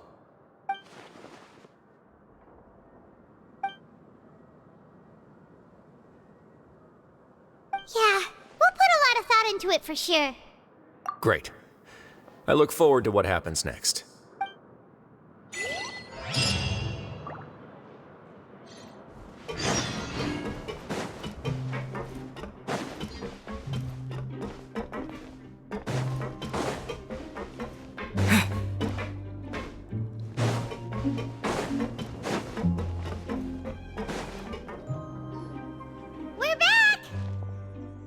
Welcome back. Do you want a cup of tea? How can you be so much like Risley, always drinking tea? Huh. Actually, now that you mention it, I just remembered something now. While I was sedated, I could still barely hear 2 people talking next to me.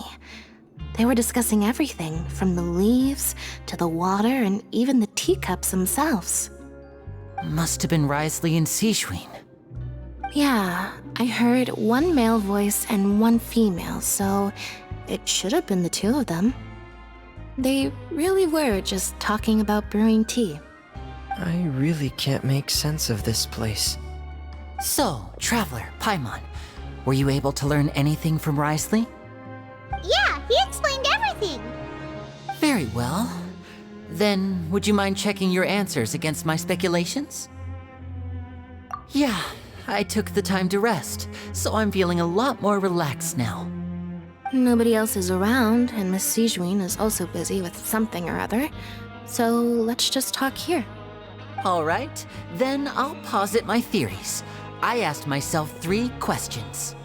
Firstly, Why was Fremine affected by the primordial seawater? It was because he dove into the sea. My theory is, the long-lost primordial sea is probably very close to the fortress of Mirapede. Whoa, he's good. He got that right on the first try. That's our Linny. Secondly, Wriothesley's attitude changed dramatically during the course of our stay here. He ignored us completely at first, then suddenly roadblocked us. Why? I spent quite a long time thinking about this. If he has been monitoring the Fatui since the very beginning, he probably ignored us at first because he was hoping we could find Master Child for him. What's more, the Fortress of Mirapede is not part of Fontaine's court system, nor does it report to Udex Nervulet. Wriothesley is basically the king of a no-man's land. As long as the fortress doesn't do anything about Master Child's disappearance, Father can use it to pressure the Fontaine authorities. And while the two factions are pitted against each other, Wriothesley will be free to move between the parties of interest. If I had to guess, he probably has something that he's working on himself. It's likely related to the secret of the infirmary, but I just can't think of what it could be. You're super smart. Thanks so much. Then finally, there's the last question.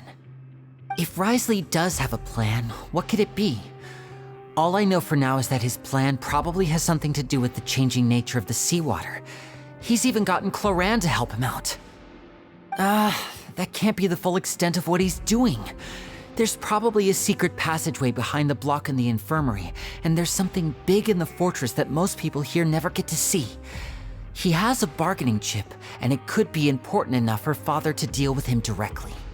I don't have enough information, so I have no idea what his chip might be. But let me guess. You have the last piece of the puzzle.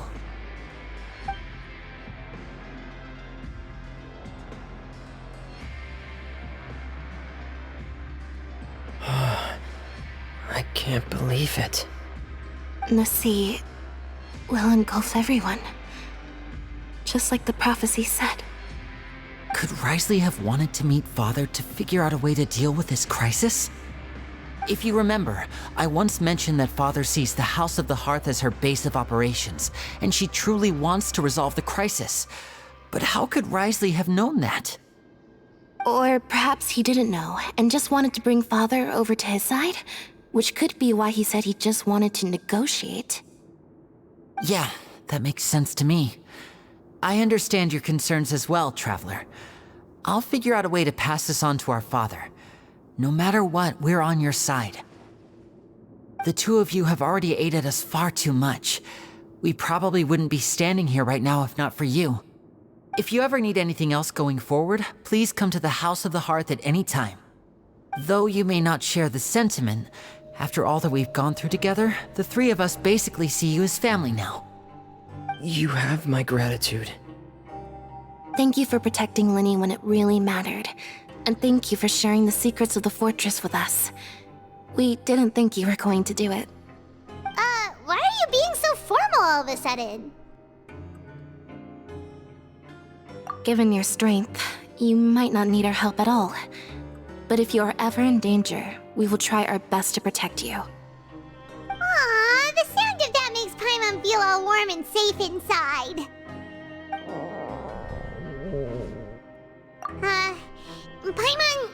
Paimon's hungry.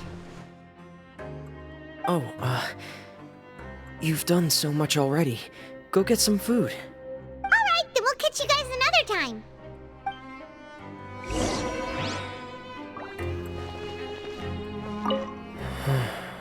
I feel like I should try to become someone more capable of helping.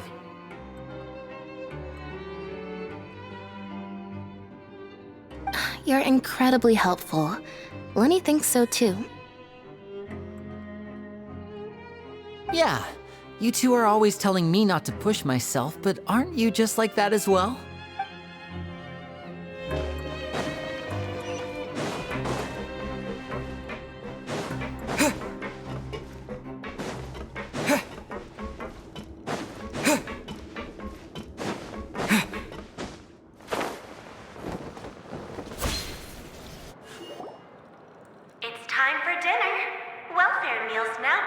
served in the coupon cafeteria.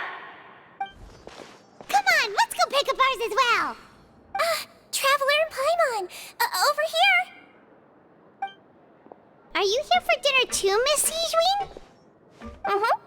And I'm taking the opportunity to prepare Miss Cloran's dinner as well. Huh. You're right! She's actually sitting in the fortress cafeteria!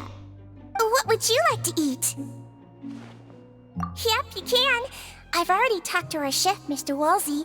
It's all on me today, so you can get whatever you'd like.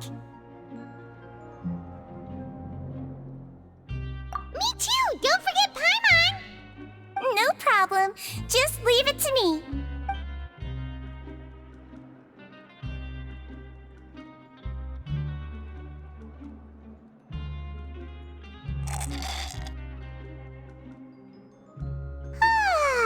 So delicious.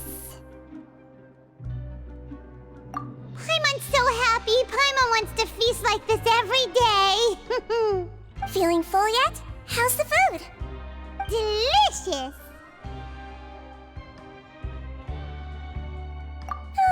I'm so glad to see you all so happy. Oh, see, the expression on your face just now? The muscle here just moved, which suggests that you're feeling quite relaxed at the moment.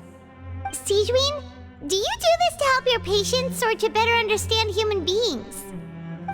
A bit of both, I suppose. I'm a Melazine, which means I'm very different from human beings. I must know what you're thinking if I want to take good care of you. You're really good at taking care of people. Even though you're so short, you still talk and act like an older sister. Really? You're reminded of an older sister? That's great to hear. Oh, and what did you mean back in Risley's office? When you said that you were protecting Linny and his siblings as well? Oh, that. I just asked His Grace to look out for those children, especially that diver boy. I was getting a bit worried after hearing that something was wrong with the water. Thankfully, Clorand is very strong and managed to save him in the nick of time. His Grace also sealed the pipes after Clorand left, to make sure that Linny wouldn't impulsively chase after his brother. Although the path was blocked, we still stationed some guards there to stop anyone from approaching. They were instructed to only open the door once Miss Clorand had returned. Oh, and I was keeping an eye on Mr. Linny as well. We had to press him, but we couldn't allow him to be in any real danger. You were all super considerate and really thought everything through. It's just what we do down here at the fortress. At least this has been His Grace's style for as long as he's been the leader. Oh, I really wish Monsieur Nervula would come down here more often too. I feel like he'd like it here, with all the darkness and chaos.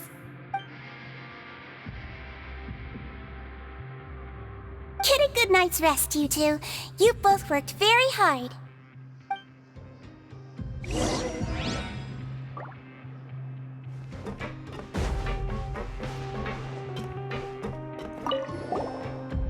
Clorand! Ah, it's you two. How's dinner? It's all right. Miss Sijwin really put in a lot of effort. So we heard that Risley invited you to come down to help, and you saved Fremine too! You sure work super fast! Oh, it was child's play. Still, Paimon didn't know even champion duelists could take on side jobs. Oh, and why aren't you eating with Sijwin and the Duke? Won't you get bored eating by yourself? Miss Sijwin was with you, and the Duke has business of his own. Actually, didn't Navia say that you went out for dinner with her as well? Yeah. First time in a long time. First time in a long time? So you mean you've gone out to dinner with her in the past? In the past, yes. You seem to be enjoying yourselves here. Things will be getting messy at the fortress soon. Don't run around unnecessarily.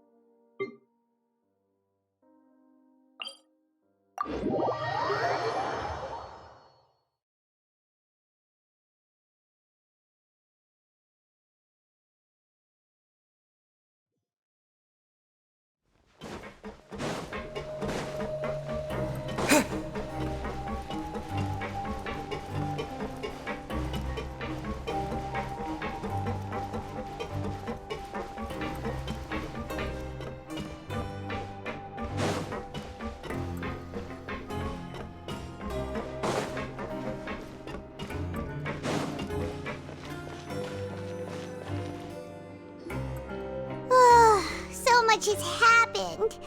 Paimon just feels absolutely exhausted now that she's finally relaxed. Paimon's super sleepy. Are you sleepy too?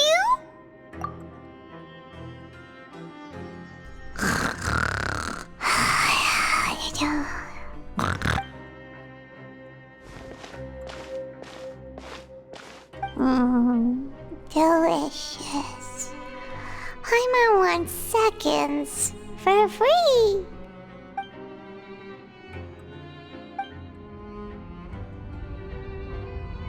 Out of my way! Get out of my way!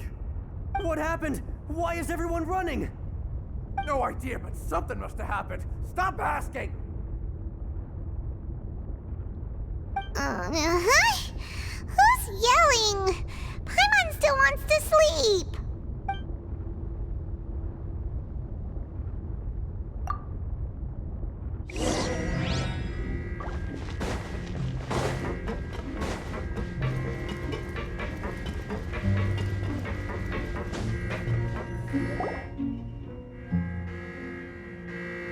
What happened? Why is everyone running around? Hey! What are you doing? No time to explain, mate. Goodbye. Hey, wait!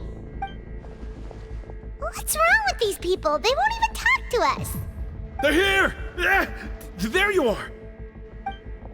Oh, thank goodness! Quisto and Lavaroon, do you know what happened here? We came here especially to inform you. Something seems to have gone terribly wrong just now. His Grace is telling everyone to evacuate and get out of here. Lavaroon was saying you two are new here and you don't have many friends, so you might slip through the cracks. Haven't you heard all the stories like that? An evacuation is successfully completed, yet you only find out once you do a head count that 1 or 2 people are missing. Wait, weren't you the one who brought that up? Why is it suddenly my idea? Hey, shut up! Okay, whatever. The point is, you should come with us. Yeah, he said to get as far away as possible, upwards and outwards. Oh no, it can't be that thing! Whoa, wait, what? What? Hey, where are you going? We have to go find the Duke! You two just go and get out! Go on without us! Hey! Be careful! Attention! Please evacuate upwards and outwards, upwards and outwards. If you're already at the topmost layer, then try to move as far outwards as possible.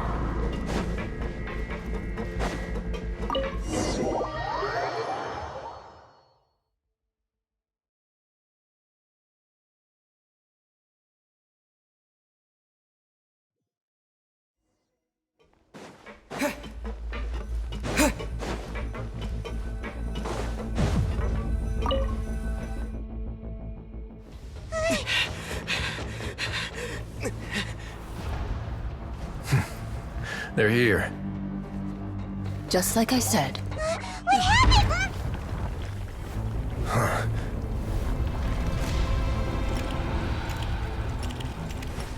You're just in time.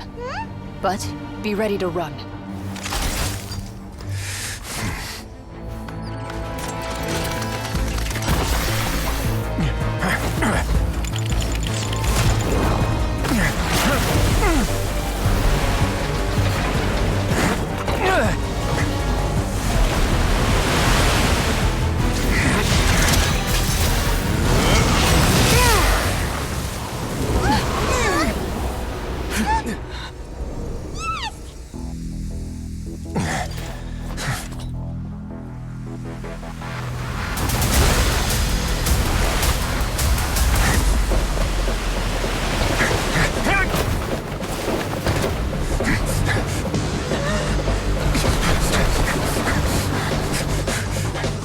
3, 2, 1.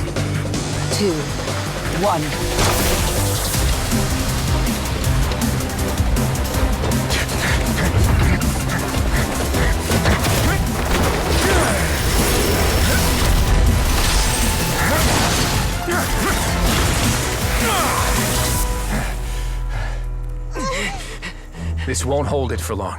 Find Neuvillette. Tell him the defenses are about to collapse. Then what will happen to you? Until he arrives, we're the last line of defense.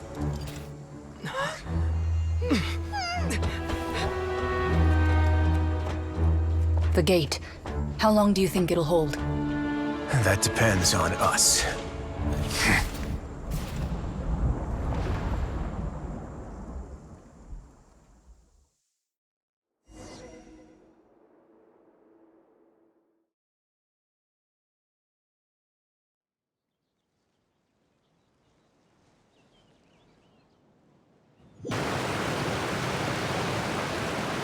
Neuvillette, why are you here? Traveler, I need you to head to the Opera House immediately. Farina will soon be meeting with the knave there. You must protect Farina, and make sure she doesn't spend too much time alone with her. Will do. You have my sincerest gratitude.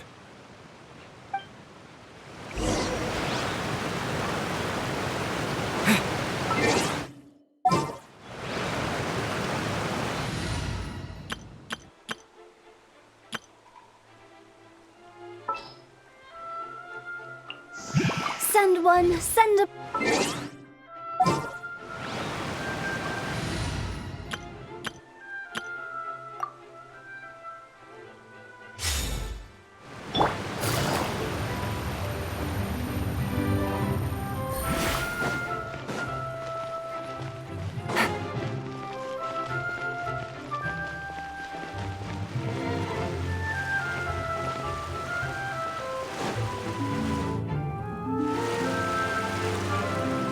Look! There are a ton of Fatilian Palais Mermonia people over there! The knave is probably here already. We need to hurry! Are you two the traveler in Paimon? Monsieur Neuvillette has left instructions. Please follow me. Though I'm sure he's already explained, this should be a mostly cordial conversation, unlikely to give rise to violence. But it would be most appreciated if you could protect Lady Farina to the best of your abilities.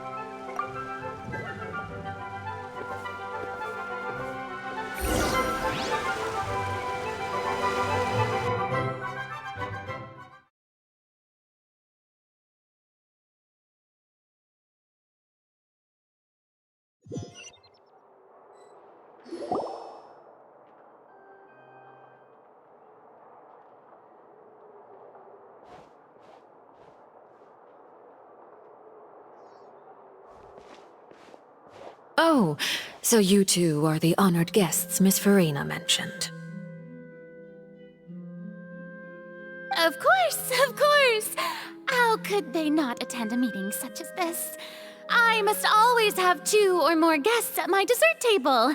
Otherwise, the occasion would be too lonely and unbecoming of my station. It is my pleasure to make your acquaintance, traveler. I have heard much of your accomplishments. I am the Knave, one of the 11 Fatui Harbingers.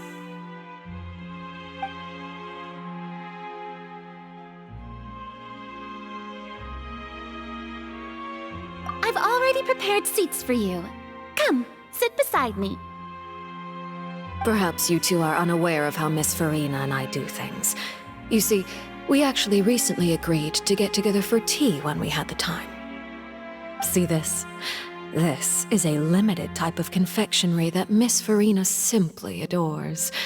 There are only 16 slices sold every day. Here, why don't you and Paimon have a taste?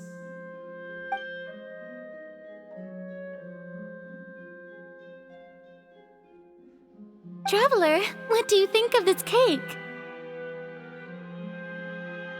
That's good to hear.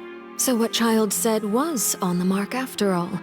You do share a taste in desserts with Farina and I. I wonder how he's doing nowadays. You must have heard, right? he's suddenly gone missing. I'm really worried about his safety, you know. Here's to hoping that he's an excellent swimmer. Since we're talking about him, I feel like I should add something. His martial prowess really looked certainly pretty impressive, yeah.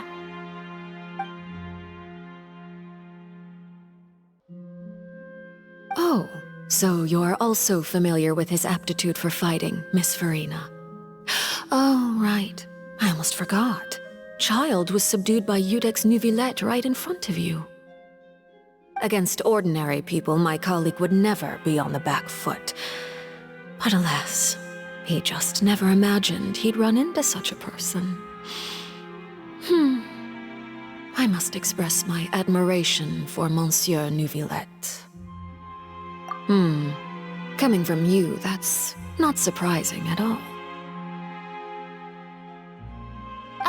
But I thought you would be happier to hear the news. Of course, but it's still a bit of a shame. You see, I would have been far happier had I received this news somewhat earlier. As you well know, a long time has passed since Child disappeared. Well, in any case, there's no need to worry. We know for sure that Child is still alive. Oh, and just how do you know that?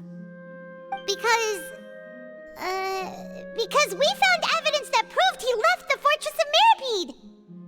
And where did he go after leaving the fortress? Well... The Fortress of Meripede lies deep beneath the waves. Unless he pranced right out of the main gate, he must have had to swim for it. Do you have any proof that he surfaced safely?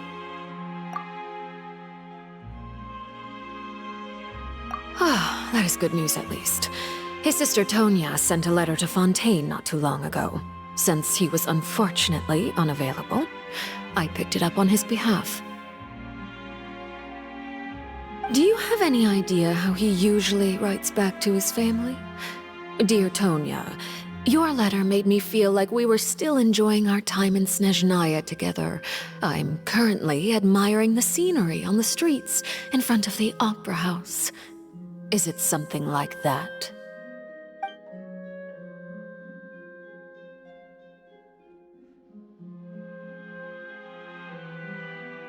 All letters tend to follow the same few formats anyway, right? As long as the contents are accurate, it doesn't matter so much how it's written or how it's worded. Huh? Hold on. The water in the teacup is shaking. I suppose this is also a sign of things to come, Miss Farina. Huh? I don't quite understand what you're trying to say. Have we entered into the next stage of the prophecy?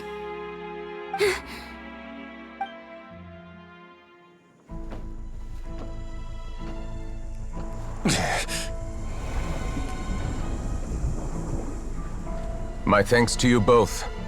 I will take it from here.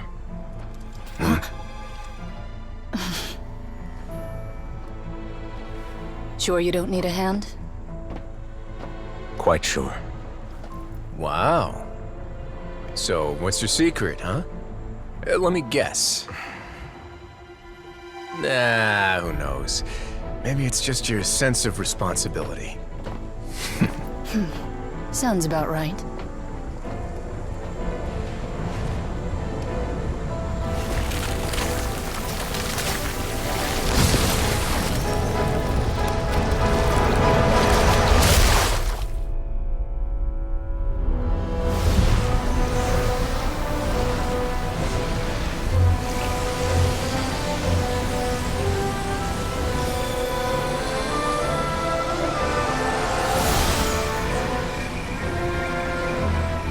Day may come when the prophecy is fulfilled, and the waters burst forth.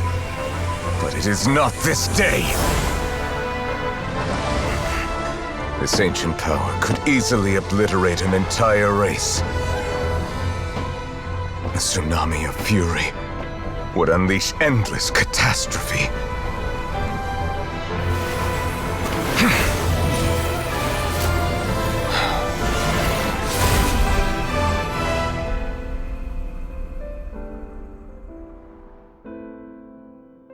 This sentence is too severe. Forgive me for overruling it.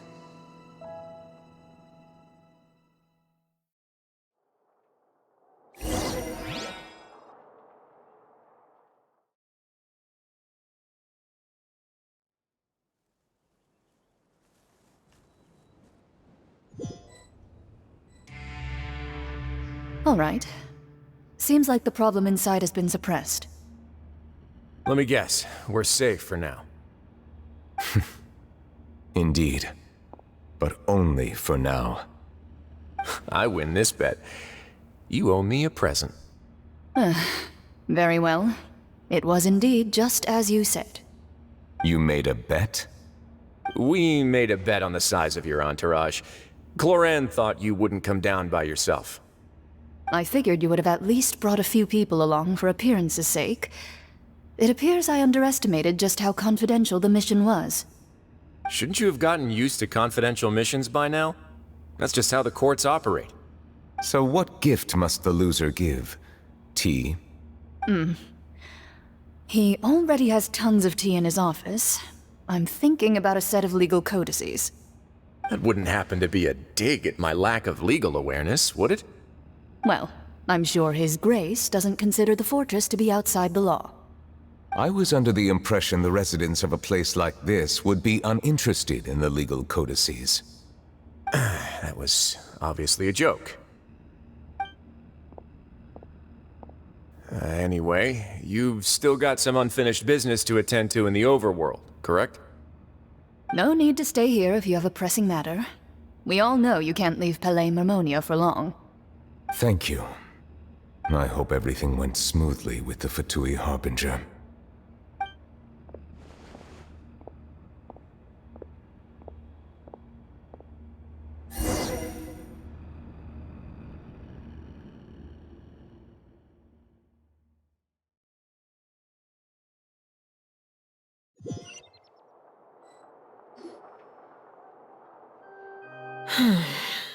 I must say, we've spent long enough playing house. Miss Farina, as the Hydro Archon, I am sure you understand the exact meaning of the phenomenon we just witnessed. Or should I say, that's what I originally thought. But looking at your expression, was I wrong? And you haven't a clue? What are you trying to say? At this point, I don't think there's any more need to speak as diplomatic representatives. Allow me to speak to you now as just a Fontainian. You know the prophecy by heart, and also that every part of it is being proven true. Yet, here you are relaxing, drinking tea, and eating desserts as if it's all nothing more than a few stray bugs in your garden. Do you really think that's acceptable? The prophecy's hanging above our necks like a guillotine. Every faction is looking for a way to either avert the disaster or save their own. Even the orphans of the House of the Hearth have devoted everything to saving their homeland. But you? It beggars belief just how nonchalant and carefree you have been. From the very beginning, you, the god Focalor, you have utterly failed to take action. You're wrong. I've never ignored the prophecy, nor have I just been passing the time in self-indulgence. Retract your accusation and stop doubting the wisdom of the gods with such absurd conjectures. I am not alone in my doubts, you know. All the children of Fontaine may be harboring the exact same thoughts right now. Oh, great Hydro Archon. How are you going to save them? Save us? How are the people you've sworn to protect supposed to survive in a land that will soon disappear beneath the waves? I have my ways, and I've been working on them for all this time. Even if you look down upon me, you have no right to judge me. Fontaine will be saved. Even if I still cannot see the true future right now, as long as I continue on as I am, I will be able to hold my head up high!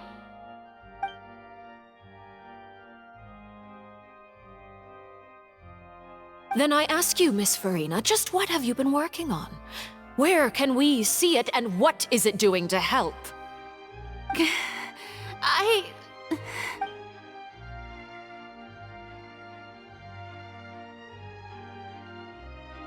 My machinations are just like the prophecy itself. They will only reveal themselves at the fated time. It is just that beings like yourselves are unable to perceive them as of yet. I see. As a god, the proof of your labor always lies beyond prying mortal eyes. Allow me to be so bold as to ask another way. Would it be possible for you to tell us the parts of your plan that are not confidential? Such as your emergency response plan for the impending disaster? An emergency response plan? Oh, that look in your eyes. Have you not even prepared one of those?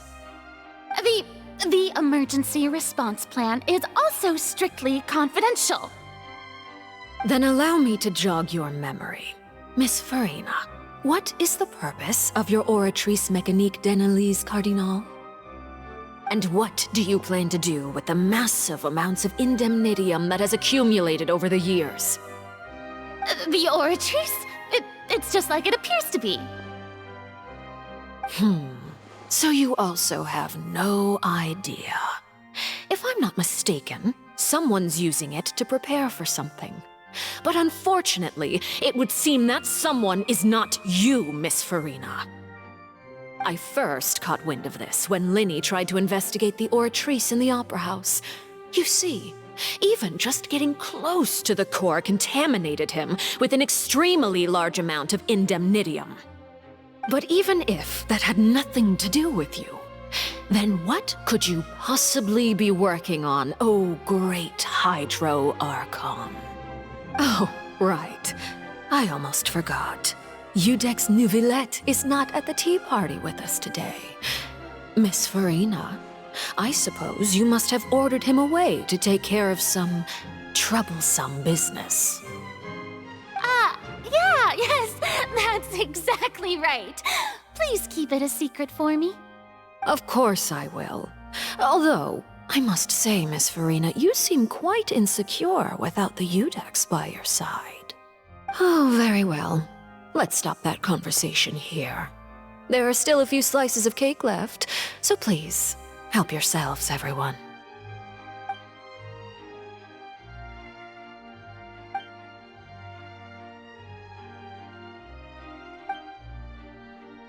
Traveler, I heard that you were recently commissioned to handle a few matters on behalf of the Udex.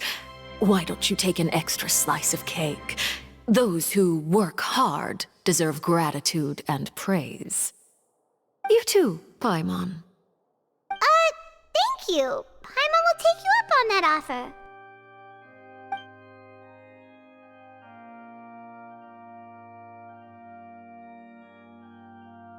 Oh, Paimon's super full. That cake was great. If it's on my tea table, it must be of the highest quality. Yes, and we must thank the knave for bringing these over as well. You're welcome. I'm sure the cake also felt greatly honored to be featured at Miss Farina's table, and I was merely catering to Miss Farina's tastes, seeking a chance to chat over tea. It is getting late. Why don't we call it a day? There are still a few matters that I need to take care of, so I must take my leave now. Very well. We'll end it here. Mind seeing me off, Traveler? We could use the opportunity to discuss Child before I must be on my way. Paimon's coming too!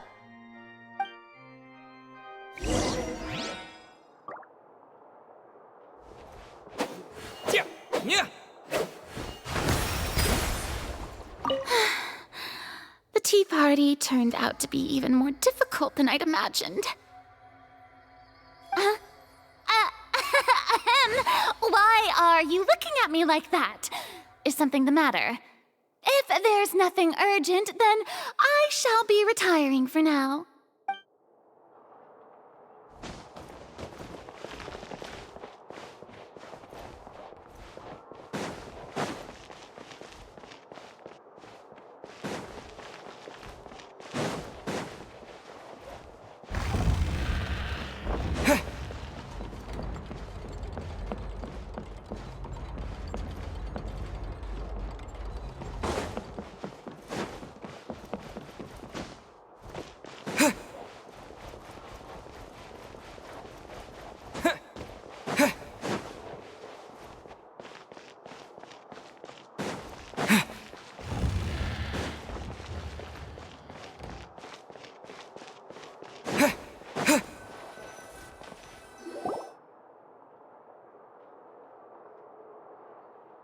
I'm glad that you were willing to come with me. Of course, Child was just an excuse. I have no interest in your dealings with him. That's what Paimon thought. You lent your aid to the children of the House of the Hearth. As their father, I would like to express my gratitude. That was all. Formal topics should be discussed in formal settings, and informal topics in informal settings. I know you just returned from the fortress of Meripede. Relax. I have no intention of trying to get anything out of you.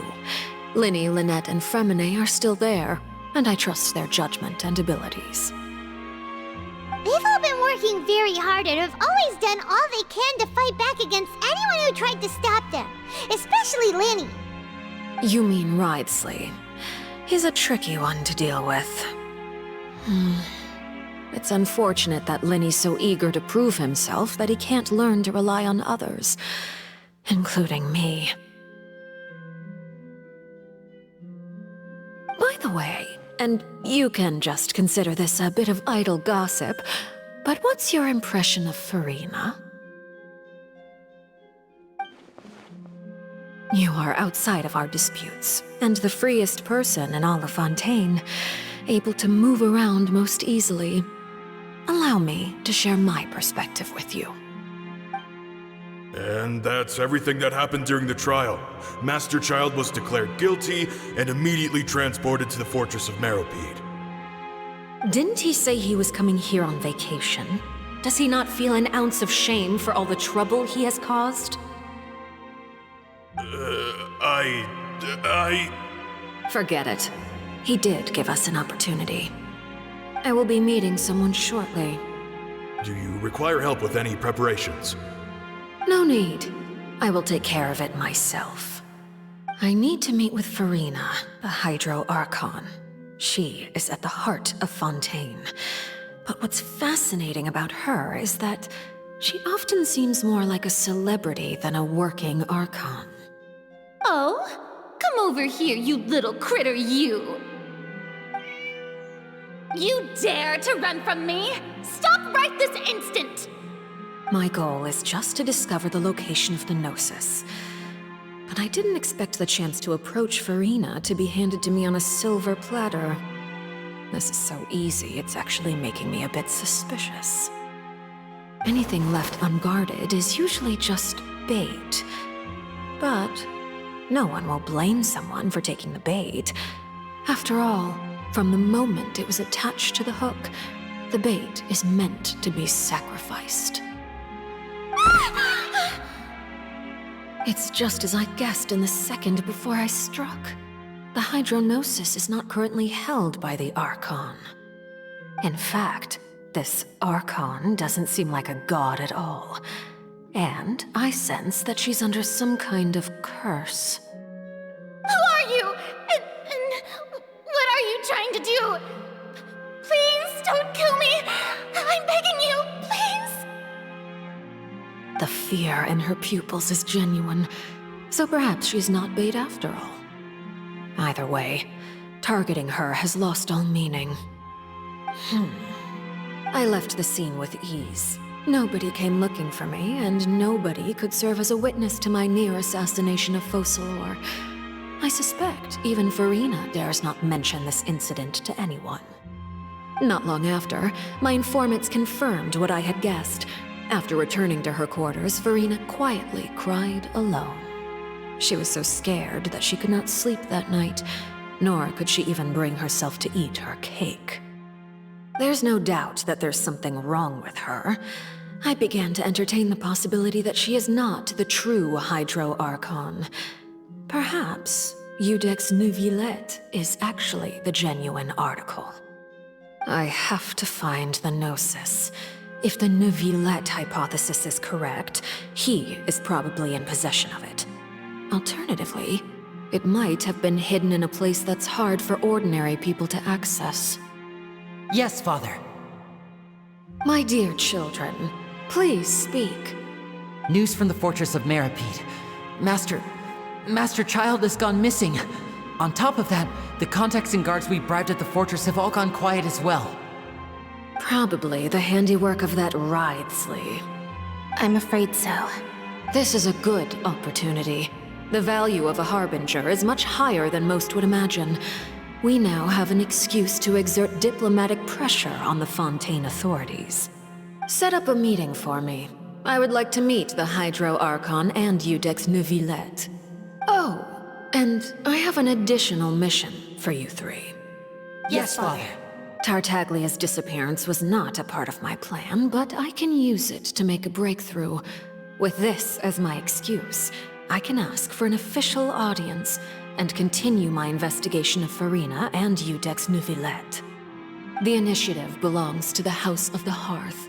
My wish to investigate the Fortress of Meripede will be a front. Linny and his group will be responsible for the actual intelligence gathering.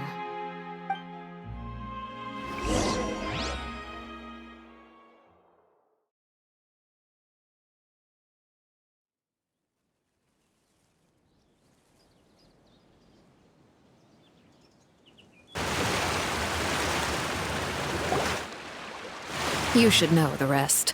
Linny's group is quite close to you, so they wouldn't have hidden anything from you. You attacked the Hydro Archon? It wouldn't mean anything, even if you shouted it from the rooftops. After all, even Farina herself is still pretending that nothing of that sort ever happened. Alright then. I've now had 2 chances to enjoy tea with Farina. I have to say, the leadership of Fontaine is even more inscrutable than I had imagined. I once surmised that Eudex Neuvillette must be the Hydro Archon, but now, that doesn't seem right to me either.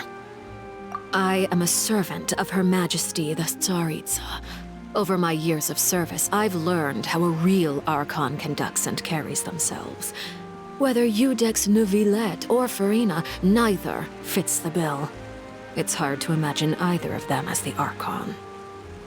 Of course, that is all just how I feel. Gut feelings often do not require justification.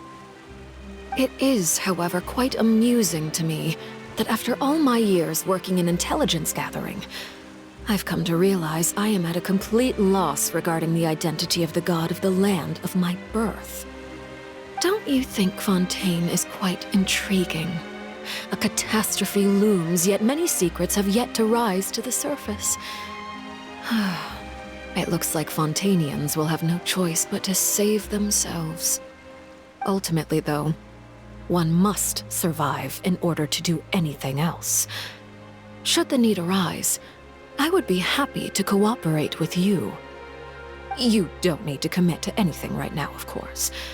I have a feeling that the situation will continue to evolve, and as your name is often connected with noble deeds, I'm sure we will work together someday.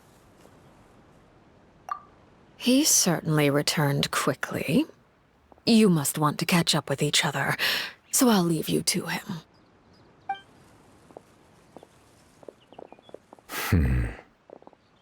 Neuvillette, is it over? For now, yes. But this issue will prove quite thorny in the long term. I'm concerned that sooner or later the prophesized events will occur. Thank you for protecting Farina.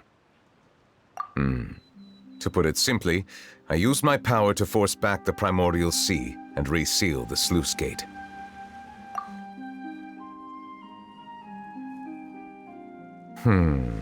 So as expected, the knave has turned up the pressure on Farina.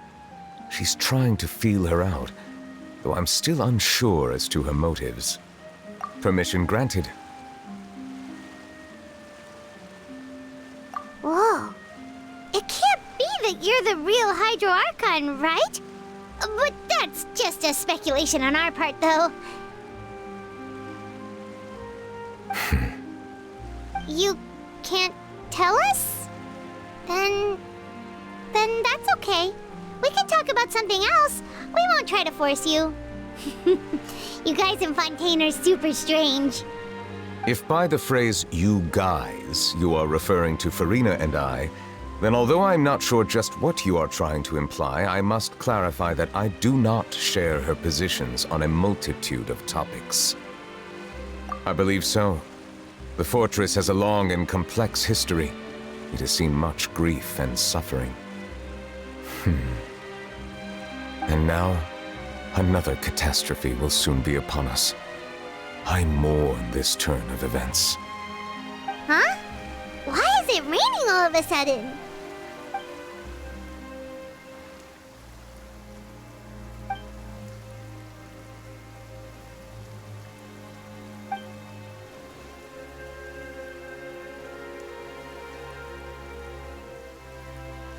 You may be closer to the truth than you think. Oh? And what are you thinking? The dragon of... what? Huh? Please do not be so surprised.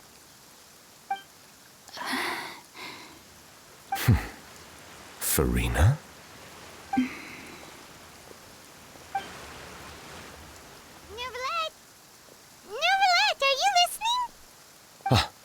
My apologies. We were just guessing randomly. We didn't guess right, did we? You're not actually the dragon sovereign of water, right? Well, if you don't want to confirm or deny... You guessed correctly. I sincerely hope you'll be able to keep this a secret for me. Right, of course. We'll definitely help you keep it a secret. There's still something Paimon wants to ask you, though. Please, go ahead. Well, if you are the dragon sovereign of water, and you were able to force back the primordial sea from the fortress, then since Fontaine's prophecy is all about seawater, couldn't you just use your power to solve the crisis? None of the currently living dragon sovereigns in the world, myself included, possess our full dragonhood. They say that when the first usurper arrived on Teyvat, they seized a part of the dragon's power. Today, that stolen power is the basis of the Archon's authorities. There are 7 elemental Archons and 7 matching dragon sovereigns. The dragon sovereign of water who lived through that era perished a long time ago. As their successor, I know far less of that part of our ancient history. In any case, I believe I will not be able to do much unless the Archon disappears and returns their elemental authority to me. Given the status quo, however, I would recommend finding another way to deal with the prophecy. Oh, so even you can't solve it. I still have some urgent matters to attend to at my office. If you have any more questions regarding ancient history, you are welcome to discuss them with me at a later time. Please go right ahead. There's a place that Paimon wants to go too. Traveler, why don't we pay another visit to the Fortress of Meripede? Paimon is a little worried. We'll see you another time. Take care.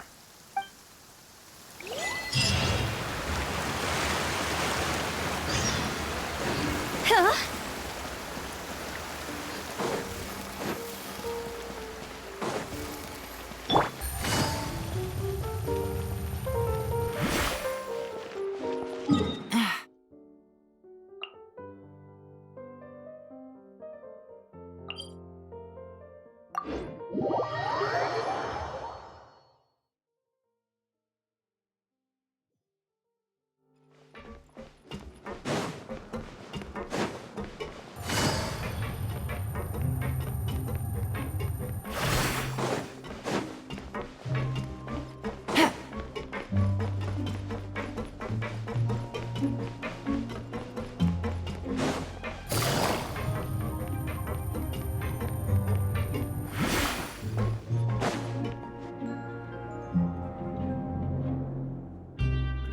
Now guess, what suit will this next card be?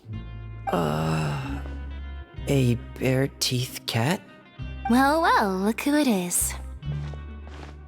Traveler, Paimon. Hello, everyone. Looks like you're recovering nicely from it, eh? Mm-hmm. Thanks to everyone's support. Oh, right.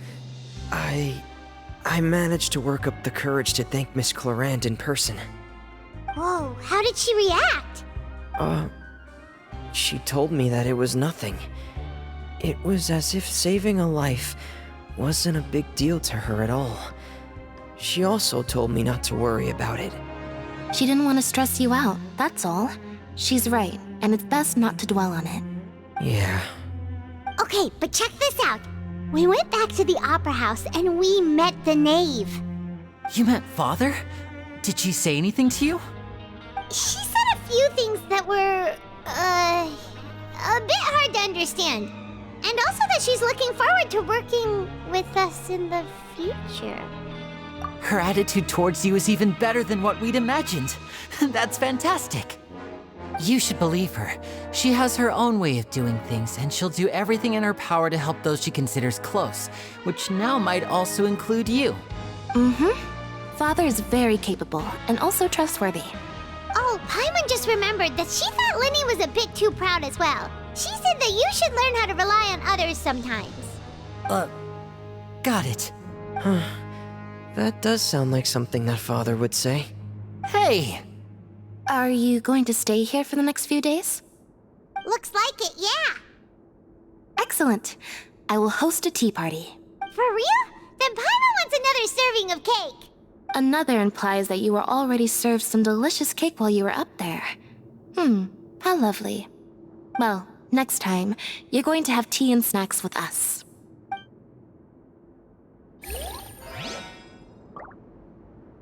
We should start preparing that tea party. Oh, that's a great idea. I'm all for it. I'll help you set it up.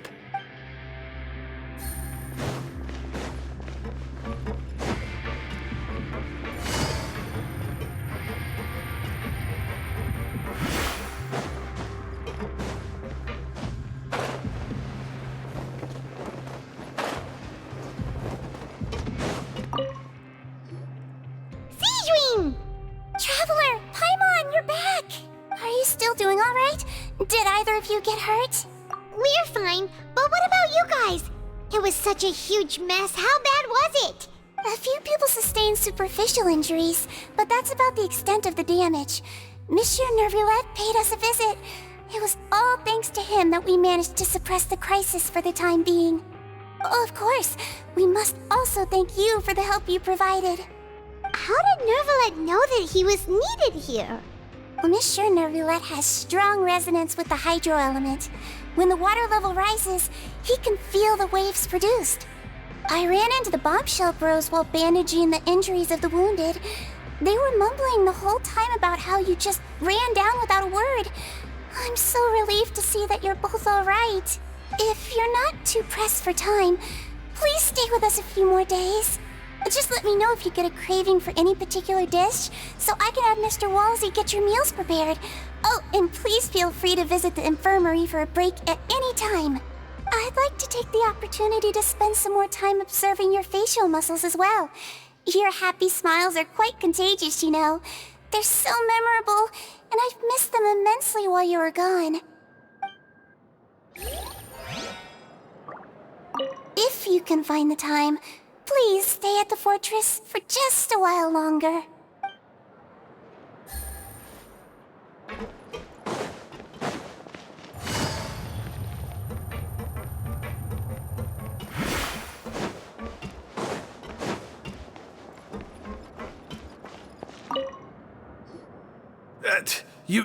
You guys are back?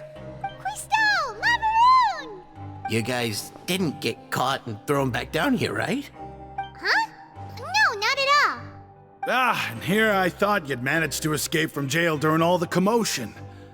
I'd held you up as legendary jailbreakers, but now you're telling me you just never left? We're sorry, but we just had some business to take care of. All right. There's no need to get caught up in the details. We're just relieved to see you. He was super worried about you, you know. Hey, it wasn't just me. Weren't you super worried as well? Something like that, yeah. I was also transferred to work in the kitchen a few days ago.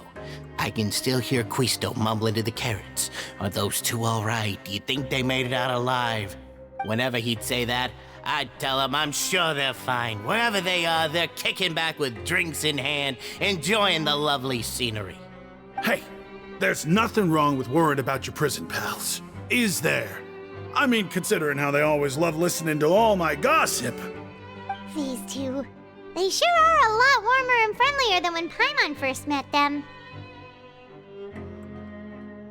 Oh, well, if you say so. I'll be watching you to make sure you finish every last bite. Hey, why don't we have a meal with those two one of these days? You want to cook for them yourself? Why not? Good chance to show them what I can do.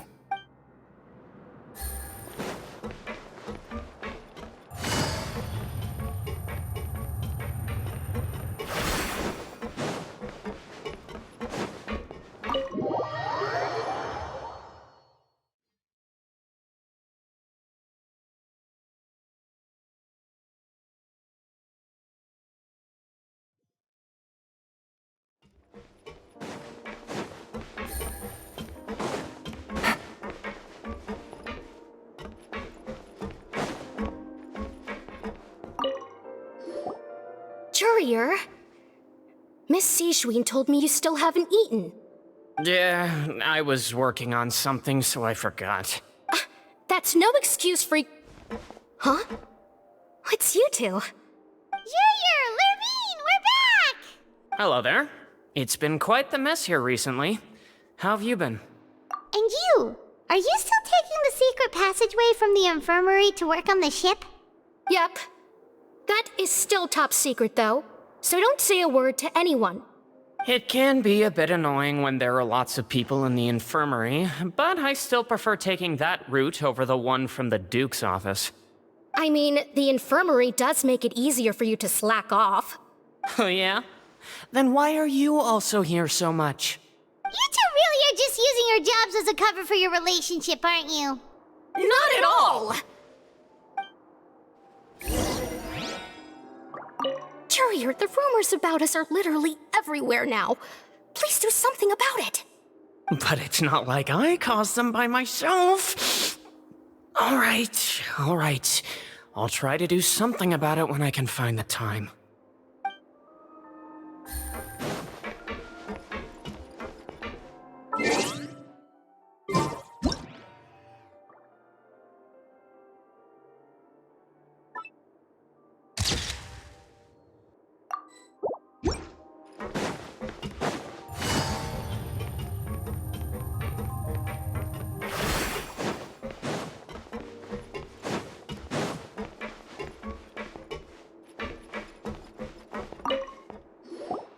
Do my eyes deceive me, or did I just see two inmates come back after making it to the surface? Some strange winds blowing of late. We wanted to see how the fortress is doing. Is everything still alright? We're fine, for the most part. Neuvillette came down and took care of the worst of it. If that's the case, why don't you just ask him to stay here? Oh, yeah, what a brilliant plan. Let's go convince the Eudex himself to exchange the courts of Fontaine for a puddle of water in the middle of nowhere. He came here in a hurry and left without even stopping for a cup of tea. He did remember to take Miss Sijween's gift with him, though. He sure sounds super busy. Miss Clorand has left as well. She also took her gift from Miss Sijween. Were the gifts milkshakes? Neuvillette got the milkshake. Clorand received lipstick instead. Those aren't even remotely alike. Well, it's Neuvillette's own fault for making Sijween worried about his health by working so much. But besides that, our head nurse is still pretty fond of picking out beauty products for the ladies. Oh, and I have some gifts here for you as well. Are these from Sijween too? Nope, they're from yours truly. You've already wrapped up your work at the fortress, so you can return to the surface at any time. You haven't yet served your full prison term, however, so you may continue to use your cell until your term is up. For real? Then we could stay here for a really long time? You may access the cafeteria for free.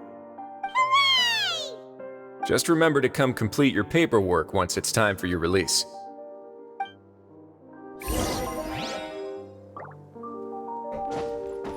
Your file can't be closed until we've completed your paperwork, so don't forget to come find me again when you're done serving your sentence.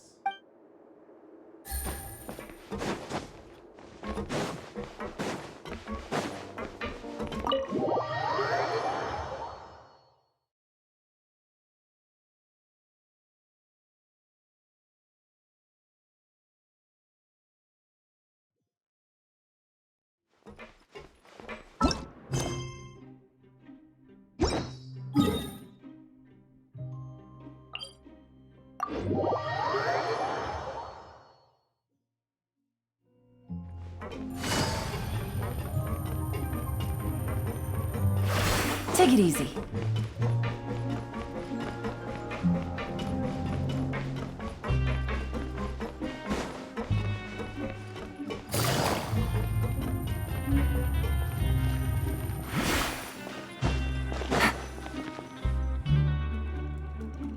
We're back in our cell again. We're no longer prisoners, though, so it really doesn't feel the same. Sure feels that way. But the truth is, we never did anything bad to begin with, so I'm not sure why we put so much pressure on ourselves. Huh? How did you know? Hey, that's not true! Alright. Okay, Paimon just wanted to say that we really are an amazing duo after all. It's like we've now gone to so many places together and become friends with so many people. We've never stopped traveling or stopped meeting new friends. There are so many bad things in the world, and we're just two people, but we've still been solving problems no matter where we go. Isn't that pretty cool? You're counting Paimon today? Aren't you the only adventurer here? Then let's ask Catherine to give Paimon an adventurer handbook as well. Paimon will also be an adventurer from today forward. Just our thoughts making Paimon giddy. Paimon's gonna crash, so you sleep soon too. The last time we fell asleep here, we woke up to a whole mess outside our cell. The primordial seawater nearly rose up. That was so scary. We should be safe now, right? Alright then, good night to you, traveler.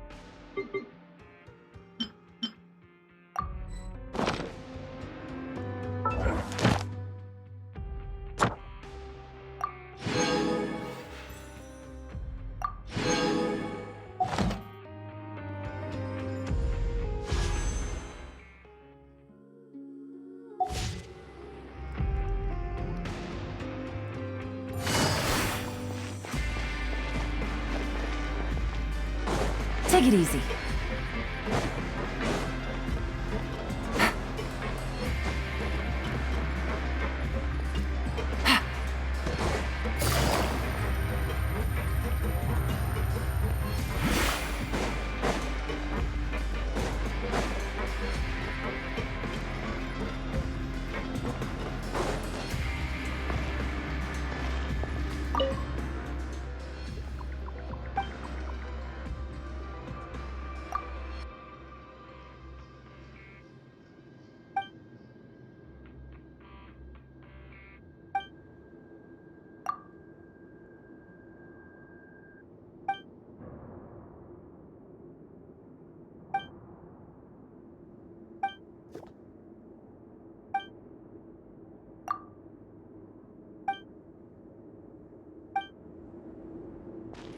Take it easy.